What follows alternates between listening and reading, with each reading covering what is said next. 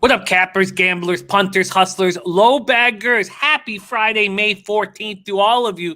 Thank you for watching Betting with the Bag right here on Pub Sports Radio. We are just 24 hours away from the all-day Preakness special. Here we go. 24 hours away from all day, all night horse racing action here on this very channel. Coming off a bad day. Winning streak came to a crashing halt. Awful. 1-3 in MLB, 1-1 in NHL, 1-5 in NBA. Not seeing Aiton in the lineup for the Suns was very bothersome, very irritating, but I'm ready to get to work. My cash flow took a little bit of a hit, but the week leading up to the Derby was just huge winners, and then I got killed in the Derby. So maybe taking a little bit off of my Preakness cash flow is maybe keeps me sharper. We will see tomorrow, and I hope you guys all join us. Shout out to everybody watching here. We got Brian Watson in the house. Bleds W says, Jimmy the Bag, hope you took that Spurs plus 5.5 from the under 216. I didn't. I did not take the Spurs. When the show was over, it was 5, and I don't know why that bothered me. Then it went down to 4.5. Then it was taken off the board. Then back on the board at 4.5. Oh, God, did it upset me. You know what doesn't upset me, though? What doesn't upset me is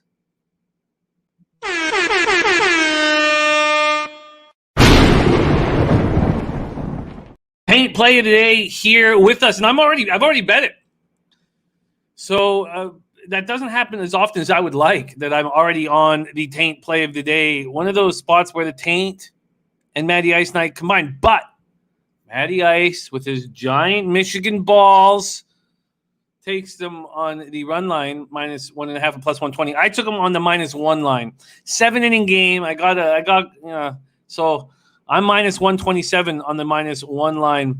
But I love it. I absolutely love it. There it is. Taint Play of the Day already here. So let me just copy and paste it very quickly here. It says he will be hanging out with the family today, so I'll be popping in and out.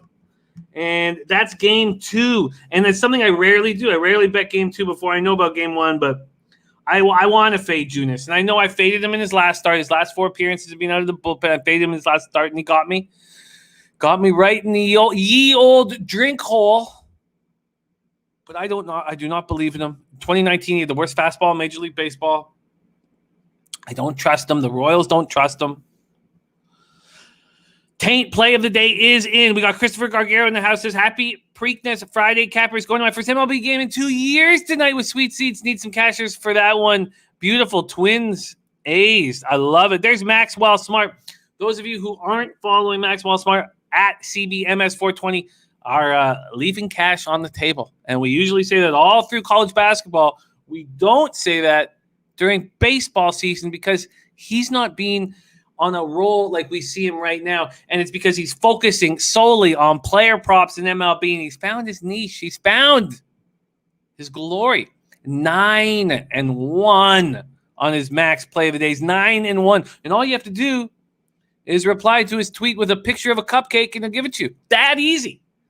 There he is, Maxwell Smart right there. Christopher Gargaro giving you all love. There's Wesley causes lots of mismatches in MLB today. Let's take advantage. I've made 5 bets in MLB, 1 in NBA.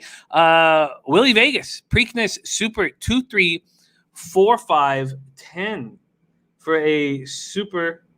Why don't we just take a quick peek as to who that is? 2, 3, 4, 5, 10. Oh shit! I got the Black-Eyed Susan up here.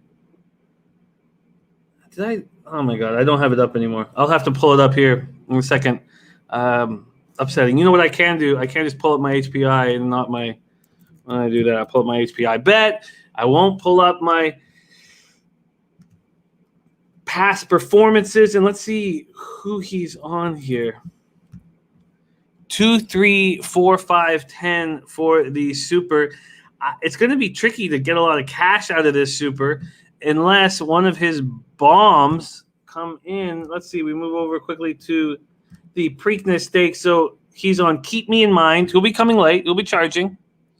Medina Spirit, Crowded Trade. Crowded Trade's an interesting spot. Midnight Bourbon and Concert Tour. I get it. That's from our Willie of Vegas right now. Gerald James in the place. Viper NB ready to get to work. Gerald Jones. Glenn Elliott Manson had a great day yesterday, except for Cincinnati Reds. Shishi Gonzalez, 7 shutout innings. Who saw that coming? Yeah. Oh, you know what, though? David Sharp said to us in yesterday's show, he said, if Chi shuts down the Reds, we have to pay attention to these soft tossers that are shutting down the Reds. Reds are smashing righties, but they're smashing heat. They're not smashing these soft tossers like Chi. And it was a very, very salient point. Ilya Katz in the house. And Dennis Garcia says, the real question is, why is this not a 10-hour horse show? You do make a good point. You do make a good point. After losing a K on the Derby, though, I'm a little trigger shy. There he is, Earl Sports Bets. What a night. 6-0-2 in MLB, 3-0 in NBA, 3-1 in NHL, 11-1 overall, plus 12.23 units. Earl, baby. Cap a lot, pop, Skins fan forever. There is Sharpie in the house. Danny Lopez, Max on record, says my taint is hurting from tailing the taint. Come on, taint, I need a winner today. Max, I mean, we don't need to worry about taint. I mean, if you bet the taint every time it comes out, you would be able to live a wonderful life full of tits in your face. Jimmy Gomez, ready to go. There is Puzzler. There will be much slaughter of bookies today and lamentations of their women. Oh, Puzzler, I respect that very, very much. I respect that very, very much. Says it looks like a low-scoring pitching duel. Never go against the grain on those. Oh, if it looks like no, Glenn Layman, yes, I lost that first 5 over 3. My ROI is spectacular on those first 5 over 3s this year. That's my first loss of the entire season. So I disagree with that, Glenn Layman. Look, I had a bad day. Sure. But I'm still sitting here 98 and 83, 54.1% plus 3.16 units ROI plus 1.75%, average line minus 112. And, and they were barreling up on the ball, barreling up. And from my breakdown, our Joe Yurkovich took run first inning at plus 140. That cashed. They were barreling up. It just they weren't stringing them together, That's all, man. And Kopech says, has ace-like stuff. I'm looking forward to watch him rock. All right, let's keep rolling. Michael Irvelina, and we got Big Mastro in the house. Got esports parlay for everyone. Here we go. They're big faves, but I listed them in order of games and getting a plus 255 here. DWG moneyline, Royal moneyline, PSG moneyline, and C9. And man, Jeff Slaughter, our guy Slaughter, has been tailing our Big Mastro in these esports and cashing. There's DX Filer. DX Filer had his first live poker table situation in gotta be, at least a year and a half for DX Filer. And when he showed us a pick, he had over a K in front of him, so that looked pretty good.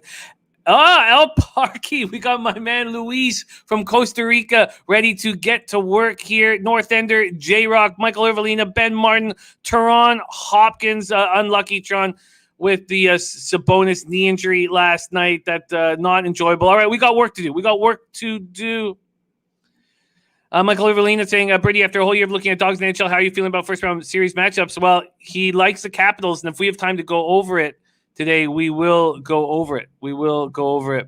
All right, North Ender, Wesley Costas, all you guys, thank you so much for joining us. Bomb Polo, he'll be rolling with us tomorrow on our horse show. All right, let's get to it. And there's our guy, Don't Ask, Don't Tell. What a guy. We smashed taints for breakfast. Boston Nick in the house. Oh, Nicky Fish Tanks ready to go. Says, I will put my series winners out on Twitter, but likes Capitals over Boston, Capitals money line and under for bets. All right. I'm fine with it. Look, they were barreling up on balls. It just didn't all come together for me. And we have Pimlico race 10, 2-horse at 5-1 will be holding my faith for the month. He's going all in on the 2-horse 5-1 in race 10. That deserves a quick copy and paster from Gavin Henry. Ooh, Gavin Henry going big on a race today. Let me get that here and copy and paste that. I will be looking very closely here because we do have the Black-Eyed Susan. And there's DX saying first poker in 14 months, won 1,400. Attaboy. All right, let's get to work right now. And once again, the show starts off with the taint play of the day. White Sox game 2 on the run line at plus 120.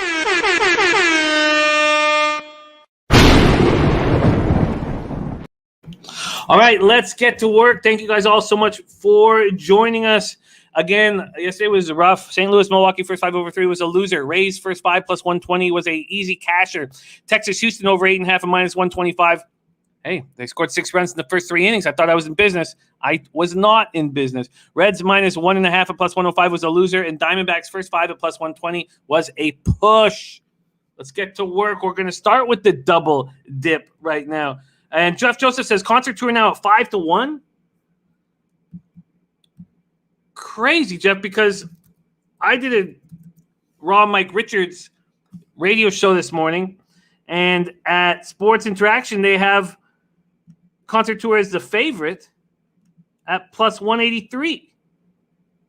And now he's at plus 184. God, that's crazy. Crazy. Okay. Let's get to work right now.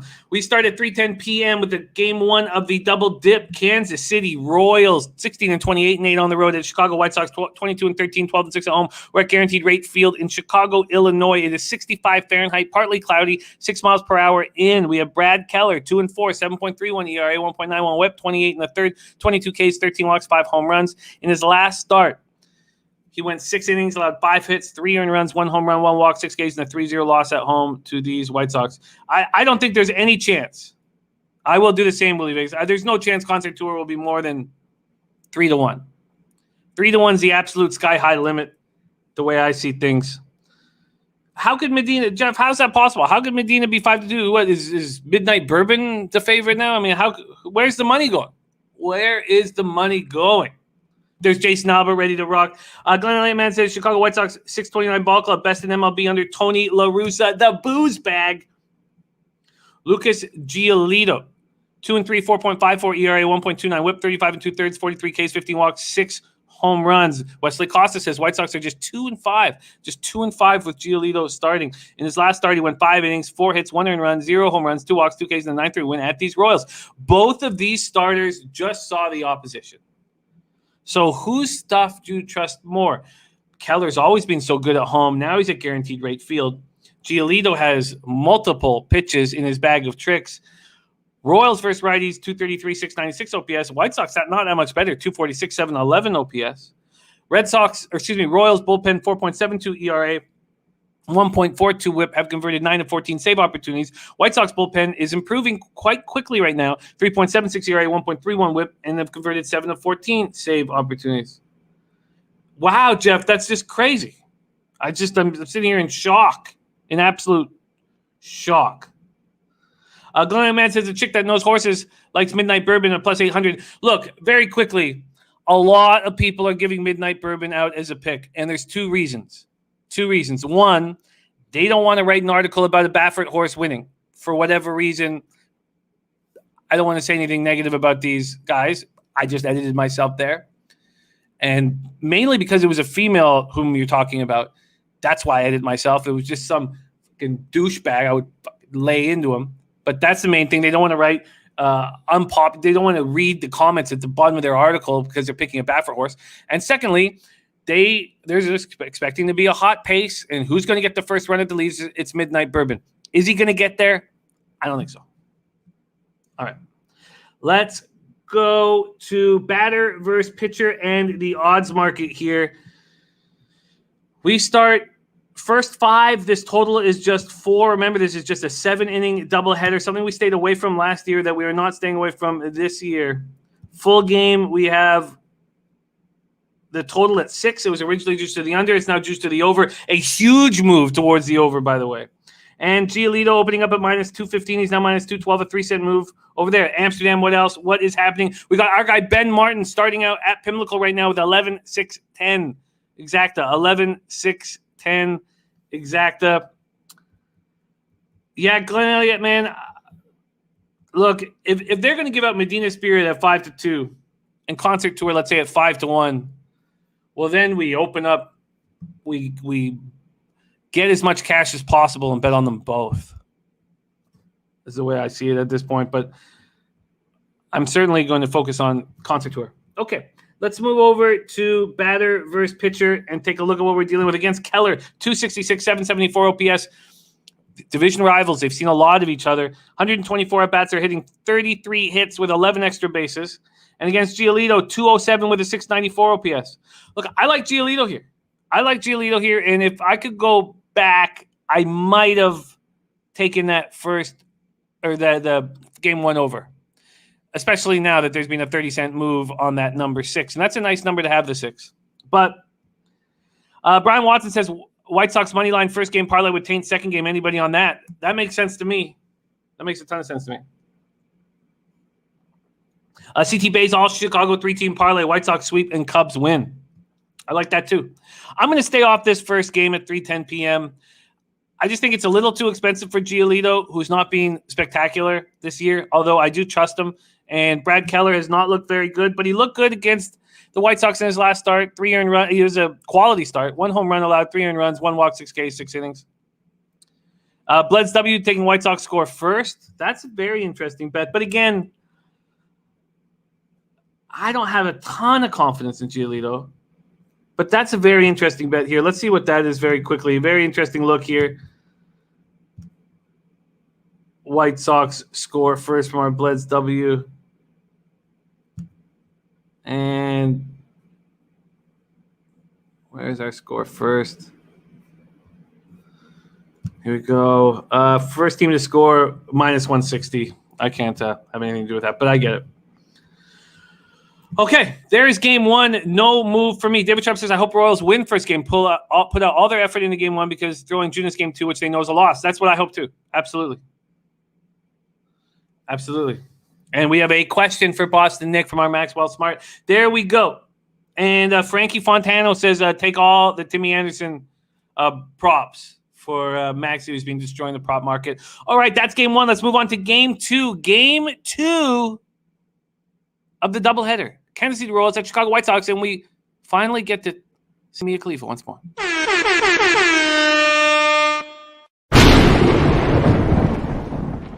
I'm concerned for Mia Khalifa in that spot. I feel like I should make sure that she's safe. No, Anthony Mastinardi, it's Concert Tour and Medina Spirit. Concert Tour and Medina Spirit. Ill Wise in the joint saying, Florida, we in the building. Dennis Garcia going 6-12, 2-6-9, 12 exacta, and 12 to win over at Pimlico. When does that first race pop off? Let's just move over here to Friday. I'd like to call some of these races. Here we go. Pimlico in 11 minutes. I can call it. I can call this race if you guys would like. At Pimlico, we're 11 minutes in. We have that's Dennis Garcia's look. We've already heard. Oh, it's over here. We've already heard Ben Martin, two great cappers. So we'll call that race if you guys, more of you guys will bet on it. Let's go. Game two, Kansas City Royals, Chicago White Sox. So it gets 3 degrees cooler, 62 Fahrenheit, same amount of wind, 6 miles per hour in, and it's Jacob Junis, 1-2, 5.14 ERA, 1.29 WHIP, 28 innings, 30 Ks, 8 walks, 4 home runs, going up against Kopech, 2-0, 1.61 ERA, 0.90 WHIP, 22 and a third, 35 Ks in those 22 and a third, 8 walks, 1 home run. So both have been pitching out of the bullpen of late. Junis' last 4 appearances have come out of the bullpen. His last start was back on April 7th when I faded him, and he went 6 and a third, 6 hits, 2 earned runs, 1 walk, 9 Ks, and 1 loss at Pittsburgh. I'm going to keep fading him. I'm going to keep fading him. If I fade him every start, I believe my ROI will be nice, and I'm not going to be scared because it hurt me last time out. Kopech's last 3 appearances have come out of the bullpen. His last start was April 25th. He went 5 innings, 4 hits, 1 earned run, 1 home run, 0 walks, 10 Ks at home versus the Rangers. And the pick 6, pick 5 tomorrow, very tough, Jimmy. I haven't got there yet. I'm still working my way through the card, but I will give you a call tonight, Jeff. We can go over everything. So, no, tip the cap. So we're going to get Dennis to pull that out again, but very quickly for you guys, this is Dennis Garcia's first look at Pimlico. He's making an exactor. He's got 2 horses on top of the exacta. He's got 4 below it. And sorry, I hit the OR just because I'm Canadian, but I know America exacta and we exactor. Dennis Garcia's got the 6 and 12 up top and the 2, 6, 9, 12 in second. 6, 12 on top, 2, 6, 9, 12 in second. It's an exacta, and he's got the 12, to win. And that 2 is at 7-1. The 6 is the favorite. The 9 is at 7-1, and the 12 is at 8-1. And so Dennis has got some really nice pieces in there for a big score, and it's a good-looking spot there. Okay. So we are 8 minutes to post for the first at Maryland Jockey Club at Pimlico. Okay. So White Sox versus righties, 236, 696 OPS. White Sox versus righties. Royals versus righties, 233, 696 OPS. As we went over it in that game one, White Sox, pretty much same numbers. And then Royals bullpen is almost a full run worse on an ERA standpoint, 11 points higher from a whip standpoint, but they've been closing game a little bit better. And Jeff Joseph saying Dennis has nailed it by using chalk on top as well. All right, well, that's enough for me. I will jump in with you guys on Dennis's first look here. I wasn't planning on it, but how could I not now? All right, so let's I'm not going to put much here in this. So let's go over this again. Okay, how could I not? Look, my palms just start leaking as we talk about it. So let's go back to – oh, thank you so much, G. You are a good man. Let's go back to Dennis. 612, 26912. 612, 26912. So let's go 6, 12, 2, 6, 9, 12.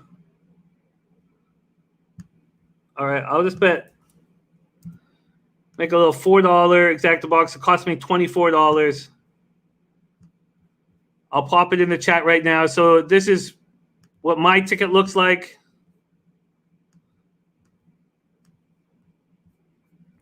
Okay, there we go. All right, Pimlico Race 1, that's my ticket right there. Okay, let's get to work here. So taint play today is the White Sox, and the sign of this not happening more is a sign of me not being on the right side enough. But I already bet game 2. I like Kopech. You guys know I want to fade Junis. That's game 2. I took the -1 line because I don't have the enormous balls of our Matt Randall. It looks like I've seen him before or held them. I have not. White Sox run line game 2 for Matty Randall, and the taint play today. White Sox game 2 at -1 and -127. Maxwell Smart, you know what? I don't lick them or smell them. And Rob McMahon saying this 6, your favorite here, projected, can't get the distance. Remember, projected is a 9-year-old gelding, and I despise 9-year-old geldings. Well, not the geldings. I just despise betting on 9-year-old horses, but that's just my own bullshit. We're traveling 1.1 miles on the turf, and we're 5 minutes to post. Rob McMahon, love to hear what you're on. I did not cap that first race. I'm focusing on – I wish I had it. I probably should have. But let's keep going. That is the double dip. We move on. 6:35 p.m. Eastern, San Francisco Giants at Pittsburgh Pirates. Move this here. We're 4 minutes to post over there. PNC Park in Pittsburgh, Pennsylvania. Giants, Pirates. Well, look at this. Huge. Oh, that's because of the pitching change. We have the pitching change here. And let's talk about this spot with the pitching change. The Pirates had a plan to go with Tyler Anderson, the lefty. They switched that up and moved to this youngster who I'm going to pull up right now. Miguel Yahoo. Miguel Yahoo. He is a Venezuelan, 22 years old. Last year, he was in the New York Yankees organization, and he pitched for the Yankees. He pitched 7 innings for the Yankees and looked good in those 7 innings. In 2019, and this year he's been in AAA through 6 innings and looked very good in that start. He's had 1 start for the Pirates, and he got touched, 4 earned runs, 4 hits, 4 runs. And in 2019, he was in high A and double A, and he looked very good. He looked very, very strong. So we have a 22-year-old Miguel Yahoo on the mound, whom I don't know a ton about. And Glenn Man saying the total is about the same. And Jose says if he's from Venezuela, he's automatically a stud. Wesley Costa says I think Gossman due for some regression. His ERA but his xERA is 3.64. Plus, I don't think he can keep this up. I mean, he's Kevin fucking Gossman. Look, he's looked awesome. There's no doubt about it. 65 Fahrenheit, mostly cloudy, 3 miles per hour out. Gossman 3-0, 1.97 ERA, 0.88 WHIP, 45 2/3, 47 Ks, 12 walks, 4 home runs, and he seems to get better and better with each start right now. Last start was at home versus the Padres. Remember, there's COVID going through that ball club, so they're not as dangerous as we remember them. 6 innings, 3 hits, 1 earned run, 0 home runs, 1 walk, 7 Ks, and a 7-1 win at home versus the Padres. Tyler Anderson, 3-3, 3.05 ERA, 1.04 WHIP, 41 1/3, 37 Ks, 12 walks, 3 home. Oh, why am I saying Tyler Anderson? What the hell am I doing? We just talked. Sorry. I try not to think about the horses. Get in my head. Giants versus lefties, 233, 734 OPS. Pirates versus righties, 235, 662 OPS. Giants bullpen, 4.16 ERA, 1.28 WHIP, converted 14 of 23 save opportunities. Pirates bullpen, 4.06 ERA, 1.18 WHIP, converted 6 of 7 save opportunities. I don't know enough about this 22-year-old Venezuelan, so I'm not going to make a bet right now. This game does pop off at 6:35, so if I want to study it further, I'll have time. And Viper MB says this total has gone under in 5 of Pittsburgh's last 5 games. Wow, last 5 games when playing at home against San Francisco. And Dav Fan says, wish the Orioles still had Gossman. I knew he'd only get better with age. All right. And David Sharp says, careful looking at pitcher batters with Guzman like Burns yesterday. He changed his pitches up a year ago, and he's turning to a solid 2. Okay, there we go. That is San Francisco Giants at Pittsburgh Pirates pitching change and dramatic market move. We move on to 7:05 p.m. Eastern. Interesting spot here. Yankees at Orioles. Yankees 20-17, 9-8 on the road at Baltimore. Orioles 16-21, 5-13 at home. And before we put too much time in the Yankees at Orioles, red alert. Red alert.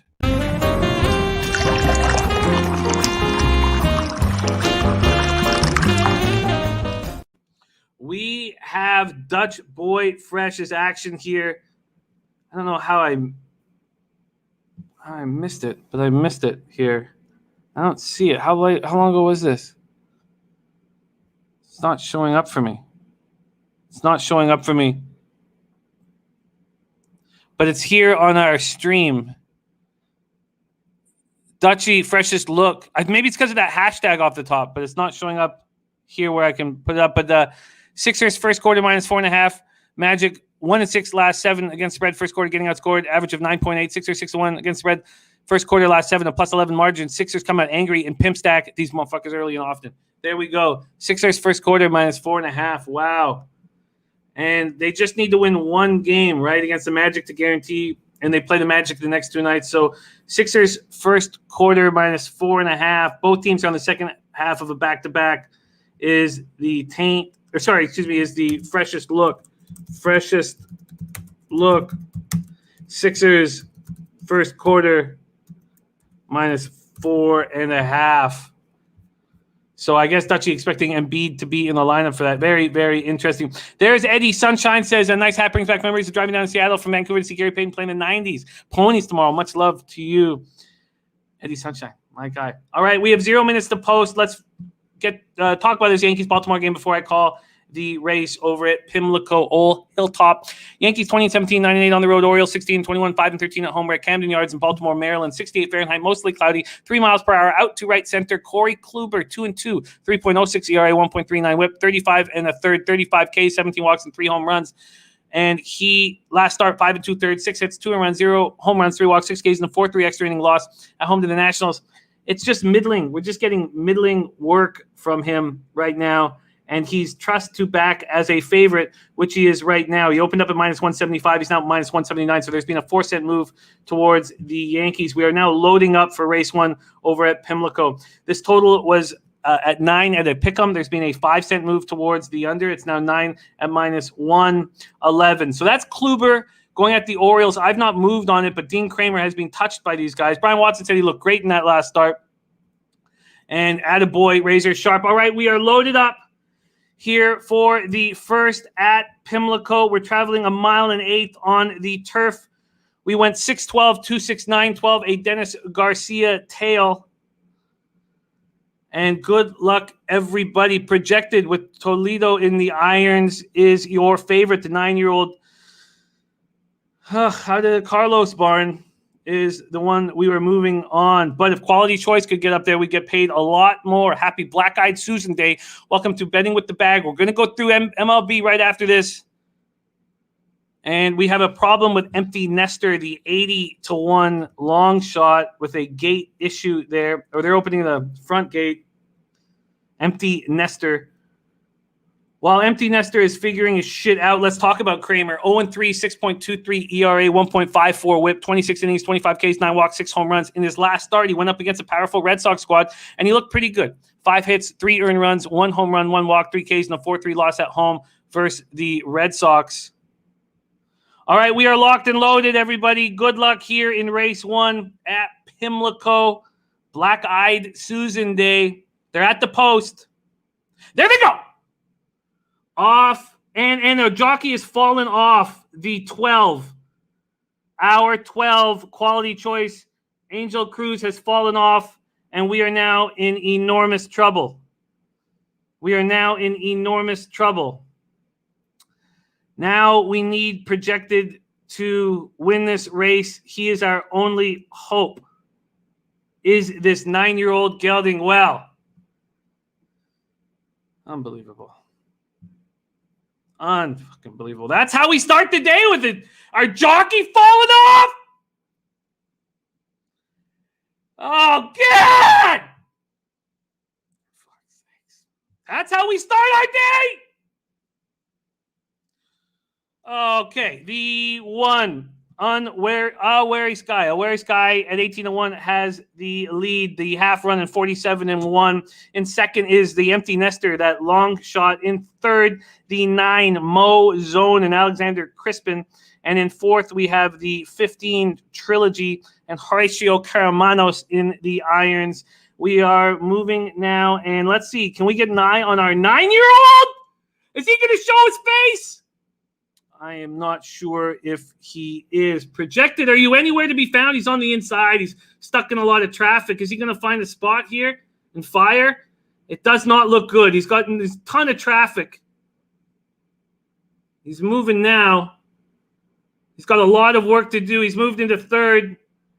He's going to try to come up the rail. He's not going to do it. It is the 10. The 10 is going to come in. It is a 10-4-1 final. Mokeef to the 4 posterity at 40-1. Well, that fucking sucked. Jesus. Jesus. What a fucking shit. All right. Yankees versus righties, 206, 664 OPS. Orioles have not been hitting righties all year. I mean, the Yankees numbers are improving against righties.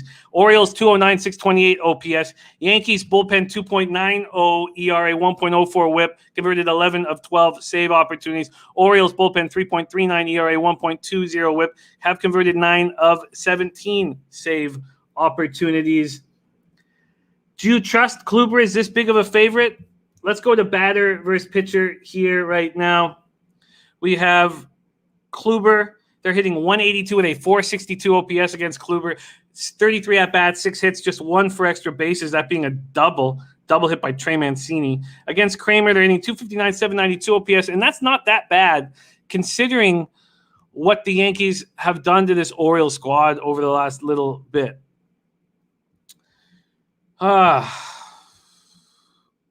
Glenn Mann says Kluber 1 run against Baltimore April 27th. It does feel like they can get enough against Kramer. Stanton's 3 for 5 against them. Judge is 2 for 4. You want those big bats to hit them hard. Let's see what we'd get if we did try. I don't know. I mean, what would we get for a -1 here? Is it worth it? I'm not sure if it is. -1. It's still going to be like a -130. Let's just see if it's minus 110 on the money line, minus 175 and minus 110. Let's just pop that into the calculator. Oh, my God. Do I not have the calculator up right now? For fuck's sakes. I don't know. Do you want to take minus 1 at this point? Christopher Gargaro says Kramer started off horrific, but he's really picked it up lately. I don't know if it's worth it. It certainly wasn't something that was on my radar to start the day, but Kluber is looking okay. And the Yankees are starting to hit righties. And it's probably a bargain. It's probably a bargain with this Yankee squad. But this Orioles bullpen has been very good as well. Bledsoe says, I never trust Kluber. I see this game going over. Both pitchers get touched. And Colonel Man getting Yankees minus 1.5 at even money. All right, so the Orioles bullpen's been so good. 3.39 ERA, converted 9-17. I don't know if that's something that anybody really wants. Brian Watson says New York Yankees money line with Taint, 2-teamer. I'm going to leave that as a question mark right now if we want the Yankees minus 1. All right, let's move on to Angels, Red Sox, Fenway Park, Boston, Massachusetts. And let's see what we are dealing with. Angels, Red Sox, Canning, Pivetta. We're going to check out the market first. And fix this. Just focus on MLB instead of having everything up here. Oh, I'm a little frazzled. Not a good sign for Pimlico today. Unbelievable.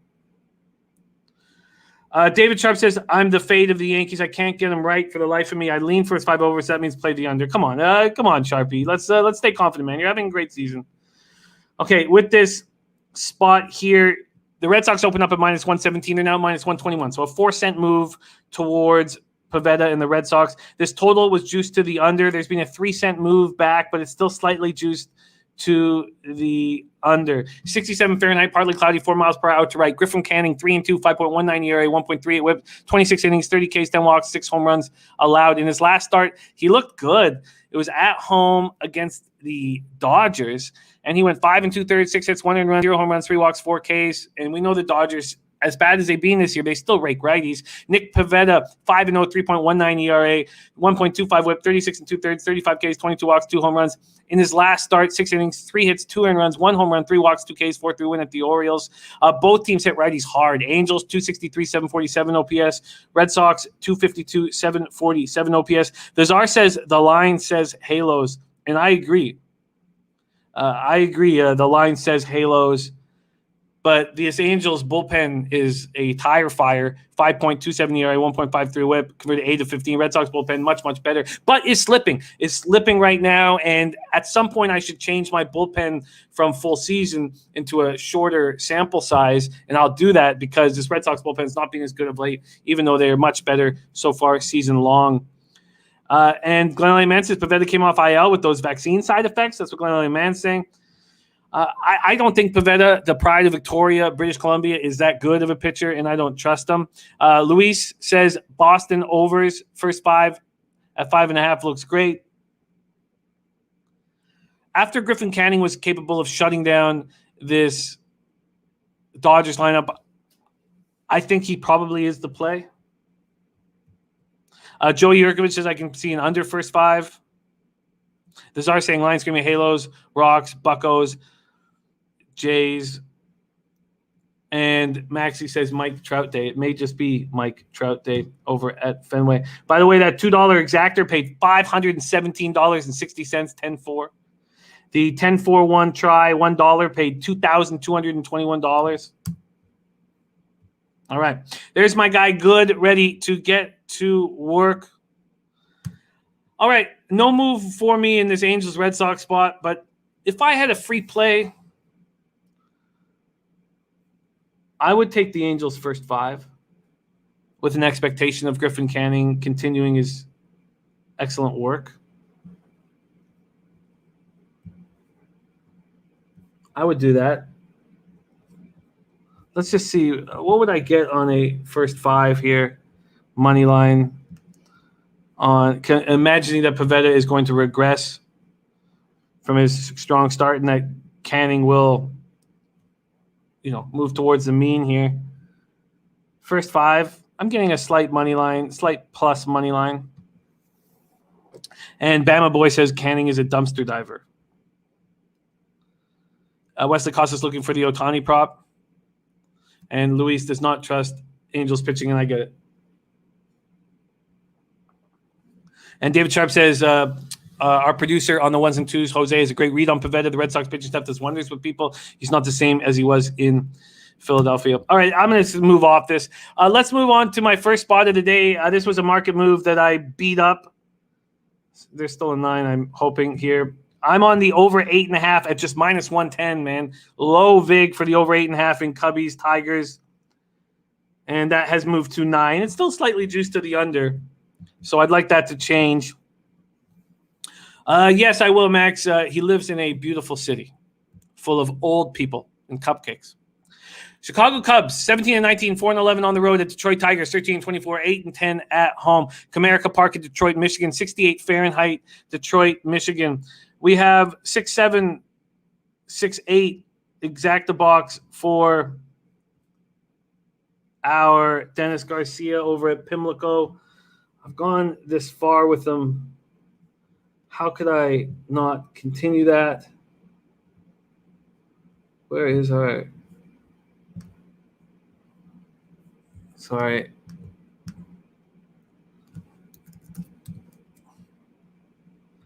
Six, 7, 6, 8.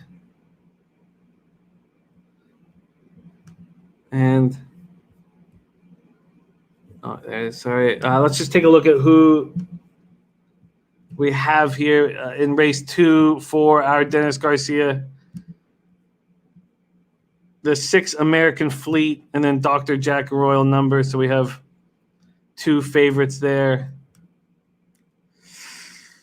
Yeah, I like the way Dennis is betting it. He's taking 6 alone though, right? And 6 to win at Pimlico. Okay, I have interest in tailing that 6 that Dennis is on. Let's move on to this over 8.5 in the Cubs-Tigers game. Arrieta, whom I don't trust, did not look good in his last start at the Reds, but we know the Reds smash righties and the Tigers don't. But I just don't see Arrieta succeeding this year in the long run. 3-3, 4.31 ERA, 1.31 WHIP, 31 in the third, 28 Ks, 12 walks, 5 homers. In his last start, he went 3 in the third, 7 hits, 7 earned runs, 3 home runs. 3 home runs allowed against the Reds, 1 walk, 2 Ks, 8-6 loss. Tariq Skubal does not look good this year. I believe he was the Detroit Tigers minor league pitcher of the year in 2019. It might have been 2018. I can't remember which year, but he was a highly thought of pitcher coming up. Wow, look at that. Sharpie says it's going to be a 9.5 soon. I like seeing that. Skubal, 5.67 ERA, 1.59 WHIP, 26 Ks, 27 innings, but 16 walks and 10 home runs allowed. Last start, he went 5 innings, 2 earned runs, 2 solo shots, 2 walks, 8 Ks, and 7-3 loss at home to the Twins. The Cubs hit lefties with power, 231, 733 OPS. Jock Peterson, I hope, will be in the lineup. Tigers versus righties, 226, 678 OPS. This Cubs bullpen is good and getting better. 3.46 ERA, 1.34 WHIP, converted 8 of 11. Tigers bullpen, 6.62 ERA, 1.75 WHIP. They've converted just 7 of 12. I'm on the full game because I want to utilize how bad this Tigers bullpen is, but a double up would have been fine. I could have doubled it up. I could have been on the first 5 as well. And look at that. Earl Sports NHL Series play Minnesota Wild plus 200 versus Vegas. Minnesota's own Vegas this season, getting a beautiful plus 200. This series is going to be wild. Oh, God, I hope you're right. I hope you are right there. All right, I'm on the Cubs-Tigers over 8.5. I got that at minus 110, and I like it. Let's move on to 7:10 p.m. Eastern. We have the New York Mets at Tampa Bay Rays. Mets 18-13, 7-9 on the road. Rays 20-19, 8-12 at home. We're at Tropicana Field in St. Peter. Oh, sorry, we should also go to baseball data with those 2 pitchers. That was the only thing that didn't jive because they haven't seen Skubal and they've only seen Arrieta for 20 at-bats. It's just Cabrera and Scope, so there wasn't enough sample size. Then we move on to this Rays-Mets spot. Peterson has not – the Rays batters have not seen Peterson, and the Mets have seen Glasnow for 52 at-bats, and they're just 173, 509 OPS against them. Let's see what the odds are for this Mets spot. Mets Rays. This total opened up at 7. It's now all the way down to 6.5. Glasnow opened up at minus 146. There's been a 7-cent move towards him at Pinnacle. There's Alex Ramirez in the house. Razor Sharp Picks is on 8-9 all. 8-9 all. Wow. got that 45-1 in there with the 9. That's exciting. Razor sharp picks, 8, 9, all at Pimlico, Old Hilltop. 14 minutes to post race 2. In Glasnow's last start, let's talk about Pearson first. 1-3, 5.54 ERA, 1.38 WHIP, 26 innings, 32 Ks, 11 walks, 5 home runs. He's looked very good at times, and then he's been hit hard at times, and he was hit hard against the Diamondbacks in his last start, but the Diamondbacks get to lefties. They didn't get to Trevor Rogers last night. We pushed that first 5, but they get the lefties generally. He only lasted an inning and 2/3, 3 hits, 3 runs, 0 home runs, 3 walks, 3 Ks, and a 5-4 extra inning win at home versus the Diamondbacks. Tyler Glasnow, 4-2, 2.37 ERA, 0.89 WHIP, 49 1/3, 75 Ks, 19 walks, 6 home runs. In his last start, he went 5 2/3, 2 hits, 3 runs, 2 home runs, 4 walks, 11 Ks, and a 6-3 loss at Oakland. Mets versus righties, 238, 673 OPS. Rays versus lefties, 215, 642 OPS. Mets bullpen, 2.99 ERA, 1.23 WHIP, converted 7 of 9. Rays bullpen, 3.78 ERA, 1.25 WHIP. They've converted 12 of 18. 12 of 18. This is tricky. I expect we know. Let me see what let's quickly go and see what our guy Dirty K prop from David Sharp is. Peterson over 5.5 Ks. He wanted the 5.5 last night and got it. I'll post a write-up on Twitter. It's too much to write, but a K rate over 48% for his left-handed pitching. I like it. I like that.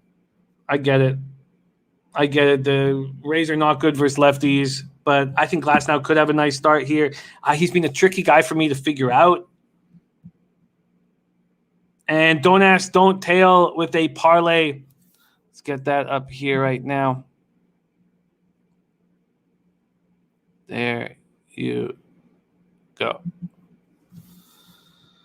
Okay. I'm off of Mets Rays. Let's move on to 7:37 p.m. Eastern. Philadelphia Phillies at Toronto Blue Jays. And you heard Sharpie talk about the Yankees as being a problem for him. Vince Velasquez has always been a thorn in my side. I just can't figure out this guy. We were at our LoBaggers Summit of Champions in Miami, all partying together. We went and watched the Phillies play the Marlins. I was on the Phillies first 5, and they were up, 8-1 in the 3rd inning, and I didn't cash my first 5. It was the Marlins just attacked him, and then I faded him last out, and he had a really good start. Now, they ended up losing in extra innings at the Braves, but he went 5 1/3, 2 hits, 1 earned run, 1 home run, 3 walks, 6 Ks in that start, and I just can't figure him out. Phillies 20-18, 7-12 of the road. Toronto Blue Jays 20-16, 7-4 at home. TD Ballpark in Dunedin, Florida, 81 Fahrenheit, cloudy. 15 miles per hour out to right, wind blowing hard out to right. You have to think that this is a spot for overs, but the market understands that. The market's all over that. And the first 5 opened at 6. This full game opened at 10.5. It's still at 10.5 juice to the under, which is interesting. Glenn Elliott Man says JT Realmuto out. I wonder if that hurts Velasquez. Very, very tricky. Very tricky. Steven Matz had that spectacular start. We faded him in his first game that he blew up. We should have continued to do that. 5-2, 4.86 ERA, 1.27 WHIP, 37 innings, 37 Ks, 10 walks, 6 home runs. In his last start, he didn't look good against the Astros. We know they hit lefties hard. 5 innings, 8 hits, 3 earned runs, 1 home run, 0 walks, 4 Ks, and an 8-4 win at the Astros. Phillies versus lefties, 249, 712 OPS. Blue Jays versus righties, 239, 710 OPS. And Joe Yurkovich is on the over at 10.5. Viper says Matz gets owned by the Phillies. Wesley Costa says I was leading Jays here. Offense is hot right now, but I can't back Matz right now. 17 runs in his last 4 starts. Let's go over to the baseball data here and see what we're dealing with Velasquez. 155.92 OPS the Jays hit off him. 6 for 40 with 2 extra base hits. Those 2 extra base hits are home runs. Against Matz 328, 1.099 OPS. Puzzler says Jays home games average 10 runs. I'm pretty sure that these two can be hit. It's hard for me, man. It's hard for me to back the over when I think that Matz will be better than he's been in his last couple starts. And the Phillies, 249, 712 OPS. They don't have power against lefties. Blue Jays just 239, 710 OPS versus righties. David Sharp says Matz versus National League teams have trounced them. That is true. That is very true. Let's just quickly go to this odd spot. Velasquez, Matz. Matz opens up at minus 132. He's now minus 152. A 20-cent move towards the Jays. And Pinnacle has switched this over to the over. And it's hot down there in Dunedin, question mark. Yeah, well, 81 Fahrenheit, partly cloudy, but that weather's so strong out to right.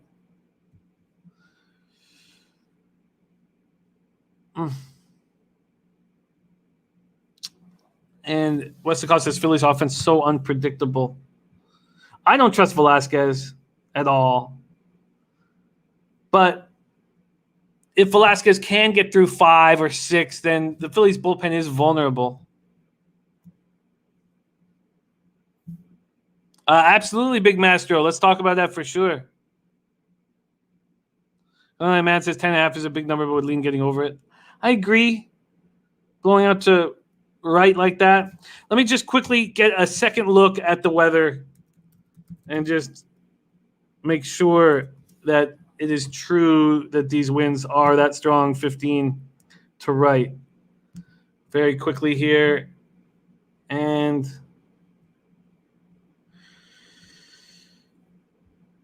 here we go. Phillies, Jays. Yeah. 14 miles per hour. That's right. 8 for 11 games with Lisa. He's been incredible. Luis says overs. Okay, I'll jump in. I'll take the over 10.5. It's a big number. But Mats will get hit, and I don't believe Velasquez, and I don't believe those numbers that he's put up. So, okay, that's my first addition to the show. That Yankees -1 may end up being an addition. We will see. Glenn Man says Velasquez at 3.20 ERA in his last 4 starts. Yeah, he's looking good. But now he's not going to have Real Muto. I wonder if that affects him. Okay, I'm going to move here on this race a little differently than what our Dennis Garcia did. He went 6-7, 6-8.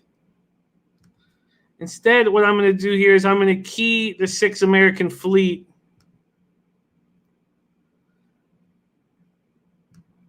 I'm going to key the 6 American Fleet to the 7 and the 8. So 6 on top with 7 and 8 second. And then I'll go Dr. Jack Royal number first with the 6 second.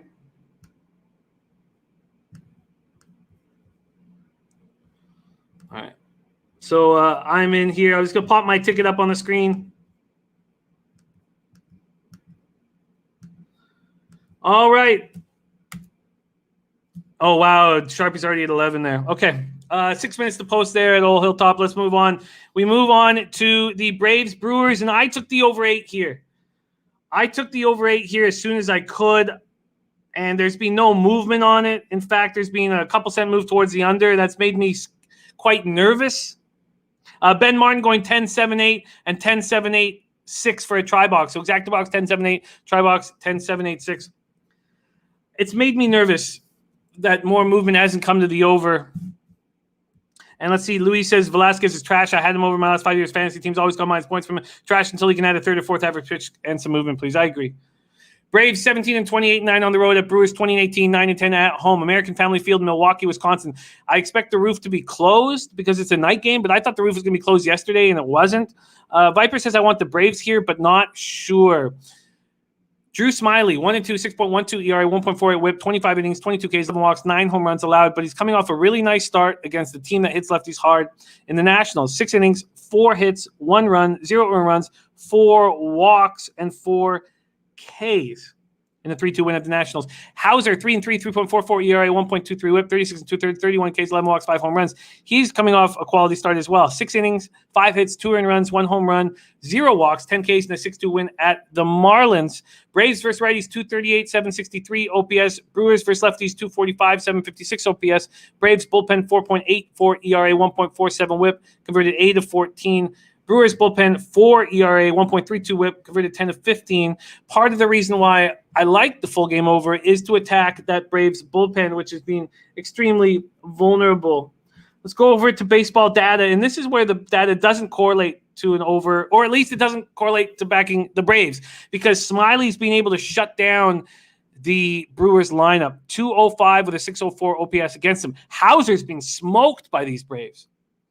Now, just 30 at-bats, but 12 for 30. And important, smoke is probably not the right word because there's only one double and one home run on the board. So 10 of the 30 hits have been singles.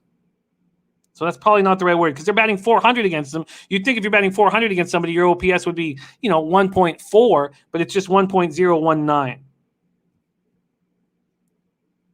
And Glenn Man says Acuna out, leaning Brewers.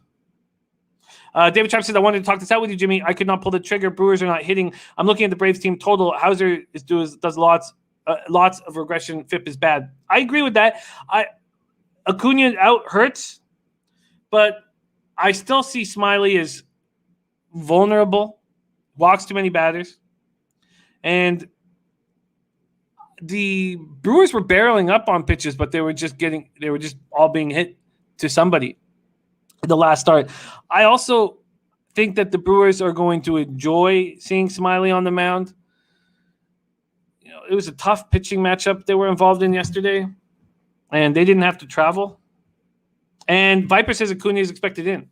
I am using Army Wife. Jeff. I'm so confused about what's gone on in the capping of the Black-Eyed Susan, and that the blue, I forget the name offhand. The blue is that the grass is blue would be favored by all these cappers when I know it was a slow pace he was running into, but he showed me very little. And so, yeah, I'm using Army Wife in my doubles, my Black-Eyed Susan doubles, and in my exactos for that big race today, 5:45 p.m. Okay, there you have it. That is the Braves Brewers over that I'm on, over 8. We shall see. All right, let's move on here to the A's Twinkies. We had a lot of talk about this spot already, A's Twinkies. I also like Joel Rosario on Army Wife. Okay, we're 2 minutes to post, but we have time to talk about this game. We have a lot of guys looking at the over here in this spot. Let's talk it out. Here we go. Twinkies, A's, Montas, long toss, Montas, and Shoemaker. This total opened up at 9. It's dropped to 8.5. Montas opened up at -109. He's now at -107. So there's been a 2-cent move towards the Twinkies. Target field, Minneapolis, Minnesota. 60 Fahrenheit, overcast, 10 miles per hour, sideways. Frankie Montas, 4-2, 5.50 ERA, 1.44 WHIP, 36 innings, 35 Ks, and 10 walks. All right, I'll just make sure I did that right. Okay. And last start, 5 1/3 against at home versus the Rays. 5 1/3, 5 hits, 2 earned runs, 1 home run, 2 walks, 6 Ks, 6-3 win at home versus Tampa. Shoemaker, 2-3, 6.43 ERA, 1.50 WHIP, 28 innings, 19 Ks, 10 walks, 7 home runs. We backed him in his last start at Detroit, and he rewarded us. Now, Detroit can't hit well, but he did reward us. 5 innings, 4 hits, 0 earned runs, 2 walks, 5 Ks, 7-3 win at Detroit. A's versus righties, just 208, 656 OPS. And Twins versus righties, 240, 734 OPS. That's not very good numbers for the Twins, but it's pretty high because the league's not hitting righties for whatever reason so far this year. Our man R likes the over. A's bullpen, 3.58 ERA, 1.25 WHIP, converted 12 of 13 save opportunities. They're very good. And Twins bullpen, 5.09 ERA, 1.42 WHIP. They've converted 5 of 12 save opportunities. Glenn Man says Minnesota worst record in all of baseball. He's on the over 8.5. Viper says total's gone over in 6 of Minnesota's last 7 games when playing at home against Oakland. And let's quickly look at batter versus pitcher here against Montas. 316 with a 1.050 OPS. They hit him. Donaldson's 3 for 4 with 2 homers. Cruz 3 for 7 with 2 homers. Against Shoemaker, 327 with a 1.029 OPS. Wow. And yet this total's gone from 9 to 8.5. Tricky. That's very tricky. And it's probably enough to get me off of it. Why would that total be going down? They don't trust the Twinkies offense. William Man says 7-4 final Oakland. Wesley says it does sound like an 8-7 A's win. It's just 60 Fahrenheit. It's 10 miles per hour sideways, going to help these pitchers. And the market is taking this towards the under. So there's enough conflicting information here. Max says Moreland's got 5 homers. We're loading up here. Wow, 7 for 14, 2 doubles and 5 homers against them. He's going to be in the lineup. And look at that. CT Basers agree, Glenn. My favorite total today. All right, we are loading up here at Pimlico. Why would it have gone under? Why is the money coming in towards the under? Let's just quickly see what book this is happening. Why don't we pick a book here and see why this is? Let's go to Pinnacle.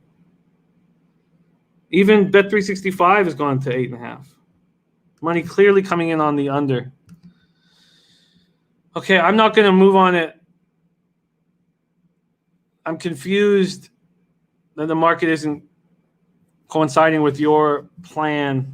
So next up, we have Rangers at Houston Astros, 8:10 p.m. Eastern. But first, race 2 at Pimlico. We are traveling a mile and the 16th here on the dirt, the sweet, sweet Baltimore dirt. We are waiting for the 11 to light us up. We have co-favorites. Dr. Jack, the 7 with Luis Saez in the irons, Todd A. Pletcher Barn, and Royal Number with Pimentel. And we are off and rolling, and we got off to a nice start with our American Fleet. And that's what we needed. American Fleet coming out with Bananas on Fire, the 3, but American Fleet going to the lead. But okay, good. Going to the lead. I was worried that Bananas on Fire might make him go wide. That is not the case. So here we go. Can he hold on for a mile in the 16th? American Fleet is up front. American Fleet looking strong and not too fast of an opening quarter, 24.03, 24-1. We have Dr. Jack, the co-favorite, sitting in second. We have a long shot, Bananas on Fire in third. And in fourth, we have the 9 at 23-1, Plamen. That is where we stand right now. There is a break of about 2 lengths between the second and third horses in the fourth and fifth, but that is closing quickly. Here we go. American Fleet still on top, riding very comfortably here. That half, not too fast, 48-1. No need to panic here. Can American Fleet keep running? Because here they all come. Here they come. Are they just going to blow past American Fleet like he's not there? It certainly looks like it, and that is the case. The 7, Dr. Jack up there. Dr. Jack is with the 10, Johnny Slack. The 7 and the 10. The 9, Plamen, still fighting here. We have Dr. Jack trying to find the wire. Look at that. The 3, Bananas on Fire, has come out. Unbelievable. At 60-1 is going to cash for second. 7-3-10 is your final. Holy shit. All right. Not good. Not good. Mr. Gokster, what is happening? Okay, let's move on to Rangers, Astros. That is next up. Let's see if this Astros roof will be open. Why don't we do that first? And huge payout so far here. And we have a open roof. Now, I thought last night's roof being open was going to push us to the over. It did not do that. We have an open roof here. There's Joey Work in the house. Great to see you, Joey, my guy. Okay, let's move over to the odds situation here and the weather situation here. All right, here we go. So roof is open. And just says Dome Stadium there. That's not going to help. Okay. Benjamin versus Greinke. Greinke opening up at minus 192. He's now at minus 209 against the lefty Benjamin. This total opened up at 8.5 and is already pushed up to 9. Here we go. David Sharp, big balls play of the day. Rangers first 5 plus 178. These Rangers hit Greinke at a good clip. Also played the over 4.5 at minus 120 in case the Texas bullpen can't hold their own. And Ben Martin says, race 5, Beantown, baby. Gotta unload on it. Beantown fans. All right. Let's go to batter versus pitcher here in this Greinke-Benjamin matchup. Only 2 batters have seen Benjamin, and they've only seen him twice. 2 at-bats in total, but one was a home run from Carlos Correa. Against Greinke, they're hitting .262 with an .805 OPS, And let's move to weather very quickly here, because we now know that the roof is going to be open in Houston, something that happened very rarely last year. And in Houston, we have 79 Fahrenheit, 9 miles per hour out to left center. 9 miles per hour out to left center. There is a taint, Nilo, my man. It is game 2 of the double dip. Game 2, Chicago White Sox on the run line. And I'm already on it. I've already bet it, but I took them on -1. Run line, you get plus 120. And on the -1, it's about minus 127. At least that's what I got with the calculator. Wow, that's going to pay out huge. Huge. And what a call by Razor. He was close there. That 9 ran a great race. Okay. Wow, and it did Razor go 8-9 to the field? Because, fuck, man, 7-9 to the field. I mean, this $2 exacta is going to pay $213. Okay, Rangers versus righties, 236, 710 OPS. Astros versus lefties, 275, 774 OPS. We've been talking quite a bit about this Rangers ball club. But this Astros team is smashing lefties again. Rangers bullpen 3.68 ERA. Astros bullpen 3.81 ERA. They both have a whip 1.26, 1.24, very similar. The Rangers have converted 11 to 15 save opportunities, and the Astros have converted 8 of 13 save opportunities. And my issue here is I don't know enough about Wes Benjamin. Let's bring him up here and see if we can get a little more information. Wes Benjamin, here we go. Wes Benjamin, 48th round pick out of high school, went to the University of Kansas, went back in the draft, was 5th round in 2014. Last year, he pitched 22 in the third innings, and he allowed 4 home runs and 12 earned runs in those 22 and a third. That was his first year in the show. And when he was 25 years old at AAA, he had a 5.52 ERA. That's not going to cut it. That's not going to cut it. So, interesting. He also played the over 4.5 in case Texas bullpen can't hold their own. I wonder if the over is going to be right back in play, but it's already moved to 9. So I missed my opportunity there. Let's just take a look at that market move one more time here in Houston. Yeah, already moved to 9. And the first 5 went from 4.5 to 5. So I missed the opportunity there. We are going to move on. We move on to 8:40 p.m. Eastern. Cincinnati Reds at Colorado Rockies. Coors Field in Denver, Colorado. The Reds 17-18, 7-11 on the road at the Rockies. 14-24, 12-10 at home. 67 Fahrenheit, mostly cloudy. 8 miles per hour out to left. We have Wade Miley coming off the no-no. 4-2, 2.00 ERA, 0.75 whip, 36 innings, 27 Ks, 8 walks, 3 home runs allowed. 9-inning no-no at Cleveland. Herman Marquez, 1-4, 5.49 ERA, 1.65 whip, 39 and a third, 40 Ks, 24 walks, 4 home runs. David Trump said it looks like it's going to be bullpen day. He hasn't gone more than 2 innings this year, I believe. Yeah, I think it'll be a bullpen day, and their bullpen's been really good. The problem is their bullpen got taxed last night in that extra inning affair. And their bullpen was really good in that game. That made me think that the over would be in play watching that game. Luis says overs, and overs. Marquez coming off a good start at the Cards, 6 hits, 1 earned run in 6 innings. It was a solo shot, 3 walks and 6 Ks. Reds smash righties, 258, 780 OPS. They couldn't get to one last night. Rockies versus lefties, 267, 759 OPS. Reds bullpen 5.44 ERA, 1.40 whip, converted 5 of 12. Rockies bullpen 5.74 ERA, 1.62 whip, have converted 4 of 10. I am very confused as to what Miley is going to give us here. And that makes me not want to move on this game. I'm not someone who just thinks, fade a pitcher after a no-hitter. It tends to be that second start after a no-hitter where you see the real regression. But let's see what we're dealing with here. Miley has had 36 at-bats against these guys. They're 9 for 36 with 2 doubles and a homer, 257, 14 OPS. And Marquez has shut down these Reds. They're 5 for 26 against them with 2 doubles, 192, 491 OPS.